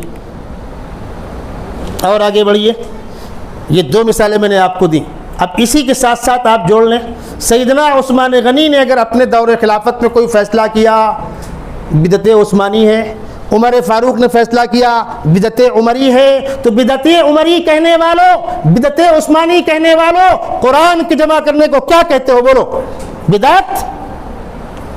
تو چھوڑو پھر اس کو، تم کو قرآن کا وہ نسخہ لانا ہوگا جو اللہ کے نبی کے دور میں تھا، لاؤ گے؟ 1400 سال میں کسی نے زبان کھولی نہیں، کیوں؟ ابو بکر نے جو کام کیا وہ اس کے اہل تھے، وہ خلیفہ راشد تھے۔ عثمان غنی جو کام کیا وہ اس کے اہل تھے، خلیفہ راشد تھے، ان کو یہ پاور ہے۔ اہل السنہ والجماعہ ہمارا عقیدہ یہ ہے کہ جو بات قرآن میں ہے وہ دین ہے، جو بات سنت میں ہے وہ دین ہے، جو بات خلفاء کے فیصلوں میں ہے وہ دین ہے، جو بات صحابہ کے اجماعی فیصلوں میں وہ دین ہے، ان سب کے مجموعے کا نام دین ہے۔ جب نئے مسائل پیدا ہوں گے اس وقت کے ماہر علماء کرام اجتہاد کریں گے، 4 دلیلیں ہوئیں، قرآن، سنت، اجماع۔ سب سے مضبوط اجماع ہے صحابہ کا اجماع، اور صحابہ کے بعد میں اجماع ہو سکتا ہے۔ قرآن، سنت، اجماع اور اجتہادی مسائل میں قیاس، دلائل 4 ہیں۔ وہ کیا کہتے ہیں؟ دلیل 2 ہے۔ کیا کیا؟ قرآن اور حدیث۔ اہل حدیث کے 2 ہی اصول، فرمان خدا، فرمان رسول، لکھا ہوا کتابوں کے اندر، ٹھیک ہے؟ آئیے اس پہ گفتگو کر لیتے ہیں، 2 اور 4 کا فیصلہ کر لیتے ہیں۔ میرے پاس کچھ لوگ آئے، میں نے کہا ٹھیک ہے، کیا کیا مانو گے؟ قرآن و حدیث۔ قرآن میں کتنا مانو گے؟ پورا، وہاں تو گفتگو ہوتی نہیں راوی پر۔ حدیث میں کتنا مانو گے؟ آپ بھی سن لیں غور سے، بہت کام آئے گا آپ کے۔ یہ 2-4 باتیں آپ یاد کر لو گے نا تو انشاءاللہ کوئی پرابلم پھر آئے گا نہیں۔ قرآن میں کتنا مانو گے؟ پورا۔ حدیث میں کتنا مانو گے؟ معتبر حصہ، ٹھیک ہے؟ قبول ہے؟ معتبر حصہ کہاں ہے وہ آپ طے کر دو۔ معتبر کتابوں میں وہ کتابیں کون سی وہ آپ طے کر دو۔ اب وہ سوچیں گے کس کا نام لوں، جس کا نام لوں پھنسا، بہت سوچنے کے بعد بولے گا بخاری شریف، ٹھیک ہے؟ ایک سے پہ بال آپ کے گیم میں۔ چلیے ایک کتاب طے کر لیجیے آپ، کون سی معتبر ہے؟ فلاں کتاب معتبر، 1 2 4، ٹھیک ہے۔ بخاری معتبر ہے؟ معتبر ہے۔ کیوں؟ دلیل دکھاؤ، قرآن کی آیت دکھاؤ، حدیث دکھا لیں گے؟ آؤ نا، ہم بخاری کا بخار چاہتے ہیں آپ کو، معتبر ہے نا بھائی، دلیل اصول وہی آپ کے، 2 دکھاؤ۔ نہ تم قرآن و سنت سے قرآن پاک کی جمع اور ترتیب دکھا سکتے ہو، نہ قرآن و سنت سے کسی کتاب کا معتبر غیر معتبر دکھا سکتے ہو۔ چلو یہ کہاں سے؟ آگے بڑھو تو۔ کیوں معتبر بھائی؟ سناؤ قرآن کی آیت، وہ تو ہے نہیں۔ سناؤ کوئی حدیث، وہ تو ہے نہیں۔ پھر کیا کرو گے؟ پوری امت معتبر مانتی ہے۔ اچھا، جس کو پوری امت معتبر مانے اس کا نام قرآن ہے کہ حدیث ہے؟ ارے بولو نا بھائی، جس کو پوری امت معتبر مانتی ہے اس کا کیا نام ہوگا؟ قرآن نہیں، حدیث نہیں، کیا نام ہوگا؟ اجماع۔ اس کا مطلب آپ کو اجماع لگتا ہے؟ اس کے بغیر راستہ نہیں ہے؟ چلو دیا، ایک اور دیا، 3 ہو گئے۔ کیا کیا ہو گئے؟ قرآن، سنت، اور جس کو امت معتبر مانے۔ آپ تو صحابہ کا اجماع نہیں مانتے، امت کا اجماع مان رہے ہو، گوٹ پھنسی نا آپ کی۔ چلو جن مسائل کا تذکرہ قرآن و سنت کے اندر نہیں ہے، نئے پیدا ہوئے ہیں، اس میں اجتہاد ہوگا کہ نہیں ہوگا؟ ہاں ہوگا، ہوگا، اس کا انکار کوئی نہیں کر سکتا۔ اجتہاد کس مسئلے میں ہوگا؟ جس کا تذکرہ پہلے سے نہ قرآن میں ہو، نہ سنت میں ہو، نہ صحابہ کا اجماع ہوا ہو اس پر، نہ بعد والوں کا اجماع ہوا ہو، تب نہ اس پہ اجتہاد ہوگا؟ ہوگا۔ جب مجتہد اجتہاد کرے گا تو اس کی دلیل کہاں سے لائے گا؟ قرآن سے، وہاں تو ہے نہیں۔ اگر وہاں رہا ہوتا وہی نہ پیش کرتے۔ قرآن میں نہیں ہے، سنت میں نہیں ہے، صحابہ کے فیصلوں میں نہیں ہے، تب تو اجتہاد ہوگا۔ جب مجتہد اجتہاد کرے گا دلیل کہاں سے لائے گا؟ قرآن سے نہیں، حدیث سے نہیں، اجماع سے نہیں، کہاں سے لائے گا؟ وہ اپنی رائے پیش کرے گا۔ یہ رائے معتبر کہ غیر معتبر؟ اگر کہتے ہو غیر معتبر ٹھکا دو اجتہاد کو، جاؤ ٹہلو پھر بازار میں۔ اور مانتے ہو تو مجتہدین کے اجتہادی فیصلوں میں دلیل قرآن سنت سے کہاں سے ملے گی؟ یہ جھول نہیں ہے، یہ فراڈ نہیں ہے۔ مجتہدین کے اجتہادی مسائل میں دلیل مانگتے ہو حدیث سے، دلیل مانگتے ہو قرآن سے۔ اگر قرآن و حدیث میں پہلے سے رہا ہوتا تو اجتہاد ہوتا۔ اب سنیے، مثال سن لیجئے۔ میں ایک آدھ جگہ گیا سفر میں، تو میں نے وہاں کے لوگوں کو وہاں کی مثال دی۔ آپ لوگ تھانہ شہر میں رہتے ہو تو آپ کو میں بلڈر کی مثال دے رہا ہوں، کنسٹرکشن کی، تاکہ آپ کو سمجھ میں آوے۔ اللہ کے نبی صلی اللہ علیہ وسلم کے زمانے میں جب کاروبار ہوتا تھا تو کرنسی کیا چیز تھی؟ سونا اور چاندی۔ کرنسی کیا تھی؟ سونا اور قرآن نے کرنسی کے نام پر سونے اور چاندی کا نام لیا ہے۔ والذین یکنزون الذهب والفضة ولا ينفقونها في سبيل الله فبشرهم بعذاب أليم۔ اس وقت کرنسی سونا اور چاندی تھی، اور بہت زمانے تک کرنسی سونا اور چاندی ہی تھی۔ سکے تولتے تھے، گنتے تھے، وزن کرتے تھے، کتابوں میں مسائل لکھے ہوئے۔ پھر آہستہ آہستہ کاغذ کے نوٹ پر آ گئے۔ جب تک کاغذ کا نوٹ نہیں آیا تھا اس وقت تک انہی سکوں کو گاڑ کے رکھتے تھے، کہاں رکھ کے باہر، چور چوری کر لے گا، کھیت میں گاڑ دیا، مکان میں گاڑ دیا، اب اڈا گیا، مر بتلا نہیں پائے تو گیا، ہوتا ہے، گھر کی نیو کھودتے نکل آیا خزانہ، ہوتا تھا۔ پھر وہ چیز پیسے میں آ گئی، وہ آج کا دور نہیں ہے اور پہلے کا دور ہے۔ اب نوٹ کی ویلو 100 روپے کے نوٹ پر اگر گورنر کی سگنیچر نہ ہو اور کوڈ نمبر نہ ہو تو کتنے کا ہے؟ 2 روپے کا بھی نہیں ہے۔ ارے بھائی 1500 کے نوٹ کے نقل کی، اب تو خیر 2000 کہہ لیجئے، اس کے ڈپلیکیٹ نوٹ بکتے نا بازار میں بچوں کھیلنے کے لیے، کتنے کا ہوتا ہے وہ؟ 2 روپے کا، 1 روپے کا۔ کیوں؟ سیم تو وہی ہے؟ نہیں، وہ نہیں ہے، وہ ڈپلیکیٹ ہے، وہ اوریجنل ہے۔ تو کیا فرق ہے ان دونوں میں؟ سرکار کے پاس جو خزانہ ہوگا سونے کا، کئی وجوہات ہوتی ہیں، جی ڈی پی بھی ہوتی ہے، کاروبار بھی ہوتا ہے، عالمی مارکیٹ میں اپنا پاور بھی ہوتا ہے، بینک کا ٹرن اوور وغیرہ وغیرہ، لیکن سونا بھی بیس ہوتا ہے۔ جس سرکار کے پاس جتنا سونا ہوگا اس کو سامنے رکھ کے نوٹ چھاپے گی وہ۔ اب جو ملک چھوٹے ہیں، 10 لاکھ 20 لاکھ کی آبادی ہے، ان کو 1 ٹن سونے میں 10 لاکھ نوٹ چھاپنے ہیں۔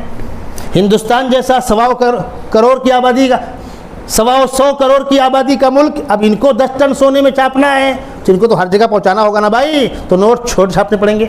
ارے فرق سمجھے، 100 آدمی 100 روٹی کتنی آئے گی؟ ایک، اور 500 آدمی 100 روٹی کتنی آئے گی؟ 1 پاؤ۔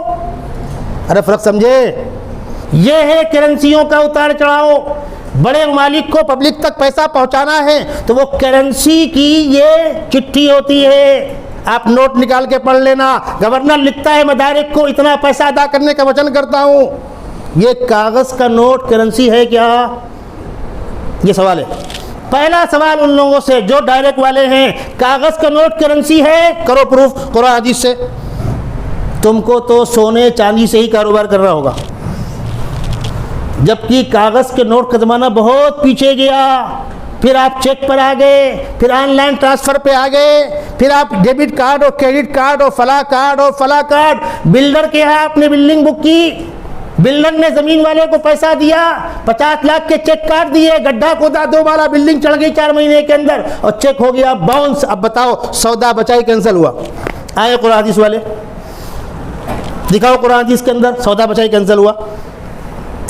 آپ تھانے کے اندر مال بنا رہے ہو بیٹھ کر فیکٹری کے اندر، اور امریکہ پارٹی بیٹھی ہوئی ہے، آپ نے اس کو نہیں دیکھا، اس نے آپ کو نہیں دیکھا، فون پر آرڈر ہو رہا ہے اور ایڈوانس بکنگ لے کر آپ مال بنا رہے ہو، مال پہنچا رہے ہو۔ یہ سودا جائز کی ناجائز؟ جب تک مال سامنے نہ ہو بیچنا نہیں۔ قرآن یہ کہتا ہے، سنت یہ کہتی ہے، تم نے بیچا کیسے؟ اب مال بناؤ پھر بیچنے گھومو، چل چکی فیکٹری آپ کی۔ ایڈوانس بکنگ پر مال بنانا جائز کی ناجائز؟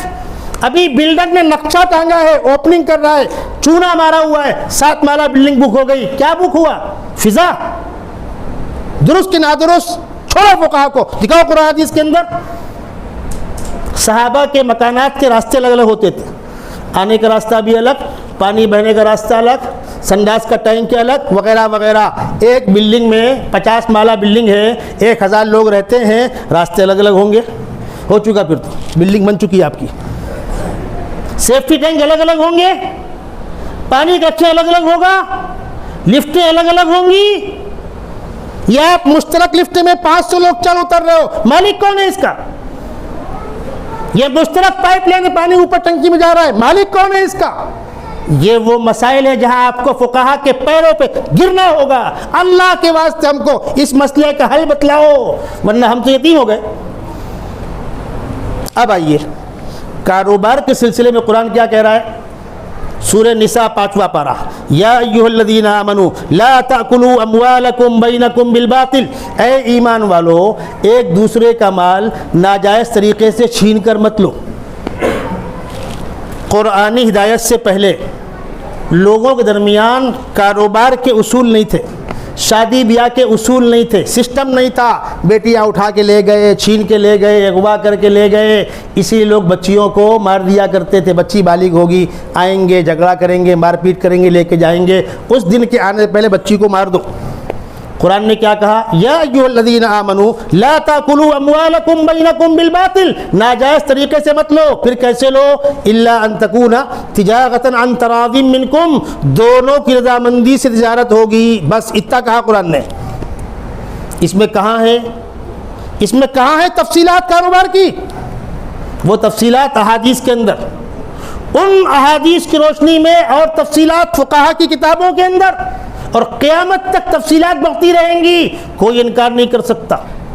قرآن نے حج کی فرضیت کا حکم دیا. کیا کہا؟ وَلِلَّهِ عَلَى النَّاسِ حِجُّ الْبَيْتِ، اللہ کی طرف سے لوگوں پر لازمی ہے بیت اللہ کا حج کرنا. کس کے لیے؟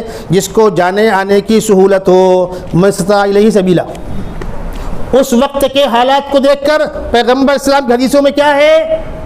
جس کو زاد و راحلہ میسر ہو، کوئی ظالم بادشاہ روکنے والا نہ ہو، اور وہ حج کرنے نہ جائے، فلا علی اللہ ان یموت یہودیا او نصرانیا، اللہ کو نہیں پڑی یہودی بن کے مرے کہ نصرانی بن کے مرے.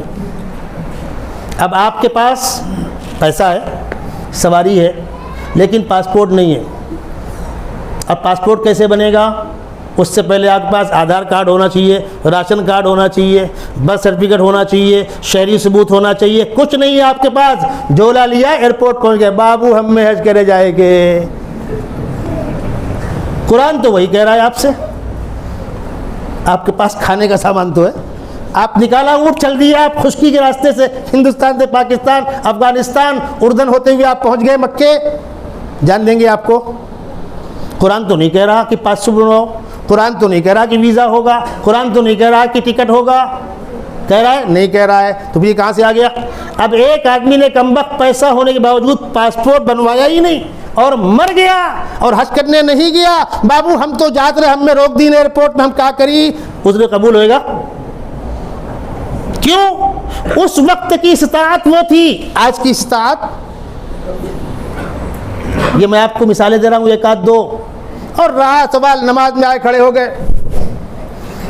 تماشے بازیاں بند کرو. جس کو ارمان ہوگا رفع یدین پہ، آمین بالجہر پر، ٹانگ پہ لائے کھڑے ہونے پر، امام کی فاتحہ، مقتدی کی فاتحہ پر، جب چاہنا بیٹھنا. پہلے اوپر سے کلیئر کرتے آؤ کھڑے کہاں ہو. مانو گے کیا؟ ہم تم کو بخاری ہاتھ میں لینے نہیں دیں گے. آپ کو پروف کرنا ہوگا کہ یہ پیغمبر کا کلام ہے. ہم تمہارے کہنے پر نہیں مان لیں گے کہ حدیث ہے. کیسے مان لیں گے؟ کرو پروف، حدیث ہے یہ، کرو پروف کی معتبر ہے.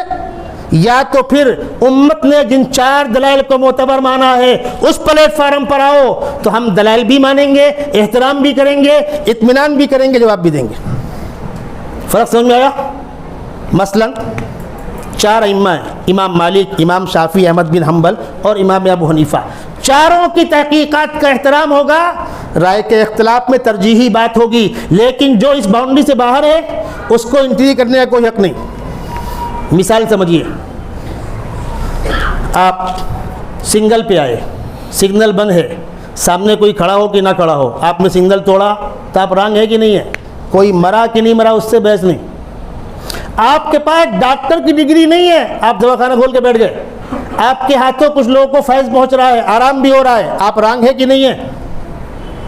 آپ بتائیں نا مجھے. آپ ٹرین کا ڈرائیور کو اٹیک آ گیا، آپ دوڑ گئے، گاڑی چلانے لگے. ہنگامی حالات میں گاڑی کو سائڈ کرنا الگ بات ہے. آپ کہیں میں لے کے ملک جاؤں گا، میں پلین اڑاؤں گا، میں ہائی کورٹ کے اندر وکالت کروں گا، تو آپ کو ڈگری لگے گی، سسٹم لگے گا، اصول لگے گا. جس کو قرآن و سنت پر گفتگو کرنی ہے یہ طے کرے کہ وہ دلائل 4 مانتا ہے کہ 2 مانتا ہے. پہلے کلیئر کرو. جب 4 مانتے ہوگے تو ہم 4 کو سامنے رکھ کے بات کریں گے. جو دلائل کو 4 مانتے ہیں ان کے ہاں خلفاء کا عمل بھی حجت ہے، صحابہ کا اجماع بھی امت ہے، حجت ہے. ہم تمہاری بات پر نہیں آنے، ہم صحابہ کو نہیں مانتے، ہم خلفاء کو نہیں مانتے، تو پھر تم دلائل میں 4 کیوں آ رہے ہو؟ 2 پہ رہو. جب 2 پہ رہو گے تو دکھاؤ نا کتاب کا نام حدیث کے اندر کہ معتبر ہے غیر معتبر ہے. اب آئیے چند موٹی موٹی باتیں اور عرض کر دوں، کافی ٹائم ہو گیا اور میں بار بار کہہ رہا ہوں، پھر بلاؤ گے تو پھر آؤں گا. اور ان باتوں کو سنو اور سمجھو، احساس کمتری سے باہر نکلو. خدا نہ خواستہ ہم ناحق پر نہیں ہیں، ہم حق پر ہیں. ہم اس لیے خاموش ہیں کہ ملک کے ایسے حالات نہیں، ہم ان حالات میں گندگی پیدا نہیں کرنا چاہتے. میں آپ کو بتلاؤں، رمضان کا مہینہ آتا ہے نا، تو ہم تو پڑھتے ہیں 20 رکعت، وہ پڑھتے ہیں 8 رکعت. اب آپ بتائیے 20 والوں کا قرآن کب مکمل ہوگا؟ جب 20 رکعت کھڑا ہوگا تب نا بھائی 100 پارہ پڑھنا ہے تو 100 کب مکمل ہوگا؟ 20 رکعت میں۔ پڑھ تو رہے ہو 8 اور آ رہے ہو ہمارے یہاں کائے کے لیے؟ تیرا قرآن کہاں مکمل ہوئے گا؟ کیوں آتے ہیں؟ تاکہ اپنے ساتھ 2-4 کو اور لے جائیں۔ رمضان کا مہینہ ہے، اس سے بڑی محرومی کچھ ہوگی؟ آپ کو 8 پڑھنا ہے تو جہاں 8 میں مکمل تو وہاں جاؤ نا بھائی، قرآن تو مکمل کرو۔ آپ آ رہے ہو 20 والوں کے یہاں اور نکل کب رہے ہو؟ تمہارا قرآن مکمل ہوگا؟ اچھا، آپ کو بڑا شوق ہے میں رفع دین کروں گا، کرو۔ میں آمین بالجی کا جہر کروں گا، کرو۔ بیس کیا ہے؟ بیس میں آپ اٹک جاؤ گے۔ میں آپ کی سہولت کے لیے کہہ رہا ہوں، جو باتیں میں نے بتلائی کہ نماز میں پہلے چلنے پھرنے بات کرنے کی اجازت تھی، اسی طرح نماز کے اندر زائد رفع دین تھا۔ رکوع میں گئے تو، کھڑے ہوئے تو، سجدے سے اٹھے تو، پھر آہستہ آہستہ آہستہ آہستہ سب ختم ہو گیا، صرف نیت باندھتے وقت کا بچا، باقی نہیں ہے۔ اب یہ 2 رائے ہو گئی۔ بعض لوگوں نے کہا کر لو تو بہتر ہے، اگر وہ 4 دلائل والے ہیں، امام شافعی کے مقلد ہیں، احمد بن حنبل کے مقلد ہیں، ہم ان کو اٹیک نہیں کریں گے، لیکن جس نے فقہا کو نہیں مانا، 4 دلائل کو نہیں مانا، اس کو یہ پروف کرنا ہوگا دلیل اپنی۔ فرق سمجھے؟ ایک صاحب سے میں نے پوچھا ٹانگ کیوں پھیلاتے ہو بھائی؟ بولے وہ صفوں کی درستگی کے لیے۔ ذرا غور سنیے گا۔ تو میں نے پوچھا امام صاحب جہاں کھڑے ہیں وہاں کون صف ہے؟ سمجھے آپ؟ ارے آپ تو کھڑے ہو ٹانگ پسار کے، ٹھیک ہے، امام صاحب جہاں کھڑے ہو وہاں کون صف ہے؟ امام صاحب نے سلام پھیر دیا، الگ الگ پڑھ، اب کون صف ہے؟ اور آپ دور مت جائیے، اتنی پوچھئے خالی حضرت باندھنا کہاں؟ کون سا صحیح ہے؟ بتلاؤ نا۔ آمین زور سے بولتے ہو، جو بولتے ہیں ہم ان کا احترام کرتے ہیں، شوافے یا حنبلیوں کا زور سے بولنے کا مطلب آمین، یہ ہے زور سے، اس کو بولتے ہیں آمین بالجہر۔ آتے ہیں آپ کی مسجد میں سناتے ہیں 2 میل دور تک آمین، یہ آمین بالقہر ہے، یہ بالجہر نہیں ہے۔ آہستہ آمین کا مطلب ہے میں سنوں پڑوسی نہ سنے، جہر کا مطلب ہے میرے ساتھ ساتھ دائیں بائیں والے سنیں۔ اس پر گفتگو ہوگی، ایک الگ میٹر ہے وہ، لیکن میں آپ کو بتلا رہا ہوں یہ بدتمیزیاں ہیں۔ سیدھی سی بات یہ، قرآن و سنت کی روشنی میں جو صحیح سلسلہ ہے اہل السنہ والجماعہ کا، اس کا معیار کیا ہے؟ اللہ کے نبی صلی اللہ علیہ وسلم نے ارشاد فرمایا، دیکھو پچھلی امتوں بھی اختلافات ہوئے تھے، میری امت میں اختلافات ہوں گے، سب کے سب جہنم میں جائیں گے علاوہ ایک طبقے کے۔ تو بہت خوش ہوئے، ایک تو ہم بچے، 4 تو سائیڈ ہو گئے۔ نہیں، تم بھی باہر گئے، تم تو پہلے باہر گئے۔ کیوں؟ صحابہ نے پوچھا رسول اللہ وہ ایک طبقہ کون سا ہوگا جس کو آپ جنت کی خوشخبری سنا رہے ہیں، ایک طبقہ کون سا ہوگا؟ آپ نے فرمایا ما انا علیہ و اصحابی، جس طریقے پر میں اور میرے صحابہ ہیں۔ تو جو صحابہ کو ٹھنڈ مار کے آگے جائے وہ پہلے باہر ہوا نہیں ہوا؟ ارے ما انا علیہ و اصحابی، جس طریقے پر میں اور میرے صحابہ، یہ ہوا معیار اہل حق کا، یہ ہوا معیار صراط مستقیم کا۔ تم نے صحابہ کو تھاڑ مارا، تم صحابہ کو معتبر نہیں مانتے، بچے تم پہلے باہر گئے۔ اب آئیے پیغمبر کیا کہہ رہے ہیں؟ میرا طریقہ اور میرے صحابہ کا طریقہ، قرآن کی تشریح پیغمبر کا طریقہ، قرآن تو خود بخود اس کے اندر آ گیا، اور پیغمبر کی زندگی کا کون حصہ مقدم کون مؤخر یہ بتلائیں گے صحابہ۔ اب ہوئی 3 چیزیں، قرآن، سنت اور صحابہ۔ پھر ضرورت پڑنے پر صحابہ نے کسی مجلس پہ اتفاق کیا، وہ اجماع امت ہو گیا۔ اور پیغمبر علیہ السلام نے بشارت سنائی ہے کہ نئے مسائل میں اجتہاد کرنے والوں کو ثواب ملے گا، اس کی فضیلت ہے۔ اذا اجتہد المجتہد واصاب فلہ اجران وان اخطا فلہ اجر واحد۔ کسی نئے مسئلے میں مجتہد کوشش کرے گا، کیسے کوشش کرے گا؟ اللہ کے جن نیک بندوں نے مسائل میں اجتہاد کیا ہے وہ کتنی مشقتوں سے گزرے ہیں، ایک ایک مسئلے کو لے کر ہفتوں غور کرتے رہے، ہفتوں غور کیا ہے، اس کے بعد جا کر رائے پیش کی ہے۔ اس محنت کا ان کو اللہ کے ہاں صلہ ملے گا۔ اگر وہ راہ حق پر پہنچ گیا تو 2 ثواب ملے گا۔ یعنی جو خدا کی منشا ہے وہاں تک پہنچ گیا 2 ثواب، نہیں پہنچ سکا وہاں تک، بیچ میں اٹک گیا، کوشش تو کی 1 ثواب۔ جس طرح آپ بچوں کی دوڑ لگواتے ہیں، 1 منٹ کے اندر 1 میل جاؤ 1000 روپے انعام ملے گا، دوڑے، ایک بچہ پہنچ گیا، باقی بچے بہت تیز گئے، پہنچ نہیں پائے، اس کو 1000 دو، باقی بچوں کو ٹافی دو، کمپٹ دو، حوصلہ افزائی کا پین دو، پنسل دو، قلم دو، بیٹا شاباش تم نے محنت تو کی۔ جب مجتہد اجتہاد کرے گا، جو منزل تک پہنچا اس کو 2 ثواب ملے گا، اور جو منزل تک نہیں پہنچا اس کو اس کی محنت کا ثواب ملے گا۔ عمل عند اللہ مقبول ہے، اور کون مجتہد اپنی تحقیق میں پہنچا نہیں پہنچا اس کا فیصلہ اوپر ہوگا میدان محشر میں، یہاں فیصلے کا کوئی ذریعہ نہیں ہے۔ اب وہی نہیں آنے والی، اب پیغمبر نہیں ہے، اپنی اپنی کوشش پر محنت کریں گے، فیصلہ اللہ کے حوالے کریں گے، یہ ہے اجتہاد۔ کچھ کہنا چاہ رہا ہے؟ ٹھیک ہے، میں بار بار یہ بات کہہ رہا ہوں کہ موضوع بہت طویل ہے، کافی تفصیلی گفتگو ہو گئی، انشاءاللہ پھر آنا ہوگا۔ آج میں نے جن موضوعات پر گفتگو کی ہے، ان موضوعات پر کسی کو کوئی سوال کرنا ہو کھڑے ہو کر سوال کر سکتے، انشاءاللہ جواب دیا جائے گا۔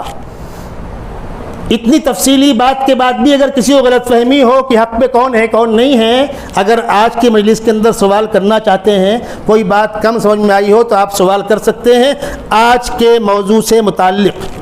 پھر انشاءاللہ اگلی مجلس ہوگی، دوبارہ آنا ہوگا۔ اگر آپ لوگ اگلی مجلس کے لیے آج تاریخ طے کرنا چاہتے ہو تو آج کر لیجئے، ورنہ ابھی یہاں سے اٹھ جائیے، مشورہ کر لیجئے گا، 15 دن کے بعد، مہینے بھر کے بعد اسی انداز کی مجلس، چاہے یہاں چاہے کہیں اور، انشاءاللہ 2-4 مجلسوں کے بعد سب کلیئر ہو جائے گا۔ ٹھیک ہے، بہتر ہے۔ ہم تو پورے مہاراشٹر میں گھومتے ہیں، پورے ہندوستان میں گھومتے ہیں، ہم بار بار کہہ رہے ہیں یہاں جھگڑا میری اور تیری بات کا نہیں ہے، حق کا معیار سمجھو، حق کا دائرہ کار سمجھو، اس کے بعد انشاءاللہ حقیقت خود بخود کھل جائے گی۔ اور میں اپنے جماعتی ساتھیوں سے کہوں گا، آپ حضرات جس کام میں لگے ہیں آپ یکسوئی کے ساتھ کرتے رہیے۔ آپ کو آپ کے بڑوں نے 6 نمبر کے اندر محدود کر رکھا ہے، آپ ان مسائل میں الجھیے مت، لیکن کہیں اگر ضرورت پڑے تو ہم کو، ہمارے ساتھیوں کو یاد کیجیے، یہ وقت کی ضرورت ہے۔ ہمارے نوجوانوں کو یہ غلط فہمی نہ ہو کہ یار فلاں سوال کا جواب نہیں، فلانی بات کا جواب نہیں، یہ نہیں ہونا چاہیے انشاءاللہ۔ دعا کرا دی جائے۔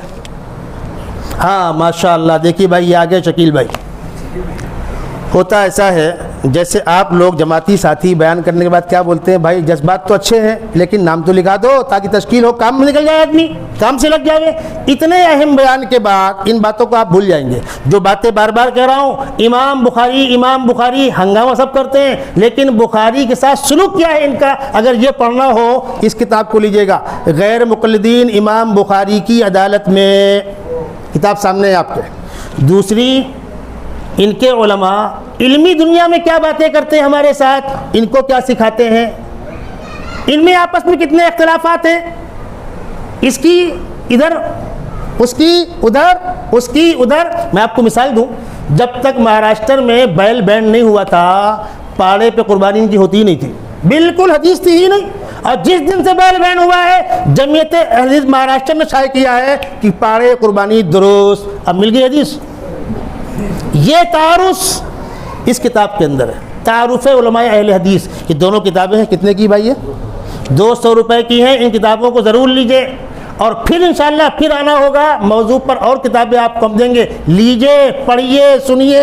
یوٹیوب پر میرے بیان پڑے ہوئے ہیں، مفتی حذیفہ آپ ڈالیں گے، کسی مفتی حذیفہ قاسمی لکھ کے آئے گا، کسی مفتی حذیفہ بھونڈی لکھ کر آئے گا، مفتی حذیفہ لکھیں گے آپ تو آپ کو 50 بیانات مل جائیں گے الگ الگ موضوعات پر۔ اس موضوع پر میرے کئی بیانات پڑے ہوئے ہیں، آپ سنیں گے انشاءاللہ حق واضح ہوگا۔ اللہ تبارک و تعالی آج کی مجلس منعقد کرنے والے ساتھیوں کو بہتر سے بہتر صلہ عطا فرمائے۔ اور میرے دوستوں، نوجوانوں، ضرورت پڑے گی ہم آپ کی مسجد کے اندر اپنی ٹیم بھیج کر تربیتی پروگرام کروائیں گے، 2 گھنٹہ 4 گھنٹہ بیٹھو، ڈسکس کرو، مذاکرے کرو، کون بات کہاں ملے گی، کیسے ملے گی، کتاب سے کیسے نکالنا، نیٹ سے کیسے نکالنا، انٹری کیسے کرنا، انشاءاللہ سب آپ کو معلوم ہوگا۔ اور جس دن آپ نے وہ کام کر لیا، بس آپ کا کام مکمل ہو گیا۔ درود شریف پڑھ کے دعا کریں۔ اللہم صلی علی سیدنا مولانا محمد وعلی آل سیدنا مولانا محمد وبارک وسلم اللہم وفقنا لما تحب وترضى واجعل آخرتنا خیرا من الاولی. پروردگار عالم آج کی اس مجلس کو قبول فرما، آنے کو بیٹھنے کو قبول فرما، تیرے محبوب صلی اللہ علیہ وسلم سچی محبت نصیب فرما، صحابہ کرام سچی محبت نصیب فرما، صراط مستقیم پر جینے اور مرنے کی توفیق عطا فرما. جب تک زندہ رکھ اپنے دین کے ساتھ جوڑ کر زندہ رکھ، اور جب خاتمہ ہو تو ایمان کے ساتھ شہادت کی پاکیزہ موت نصیب فرما. بیماروں کو شفا نصیب فرما، پریشان حالوں کی پریشانیوں کو دور فرما. اس ملک کے مسلمانوں کو عزت کے ساتھ جینے کے مواقع عطا فرما. جو باتیں کہیں سنی گئی ان کو سمجھنے، مطمئن ہونے اور عمل کرنے کی توفیق نصیب فرما. وصلی اللہ تعالی علی خیر خلقہ محمد وعلی آلہ واصحابہ اجمعین برحمتک یا ارحم الراحمین.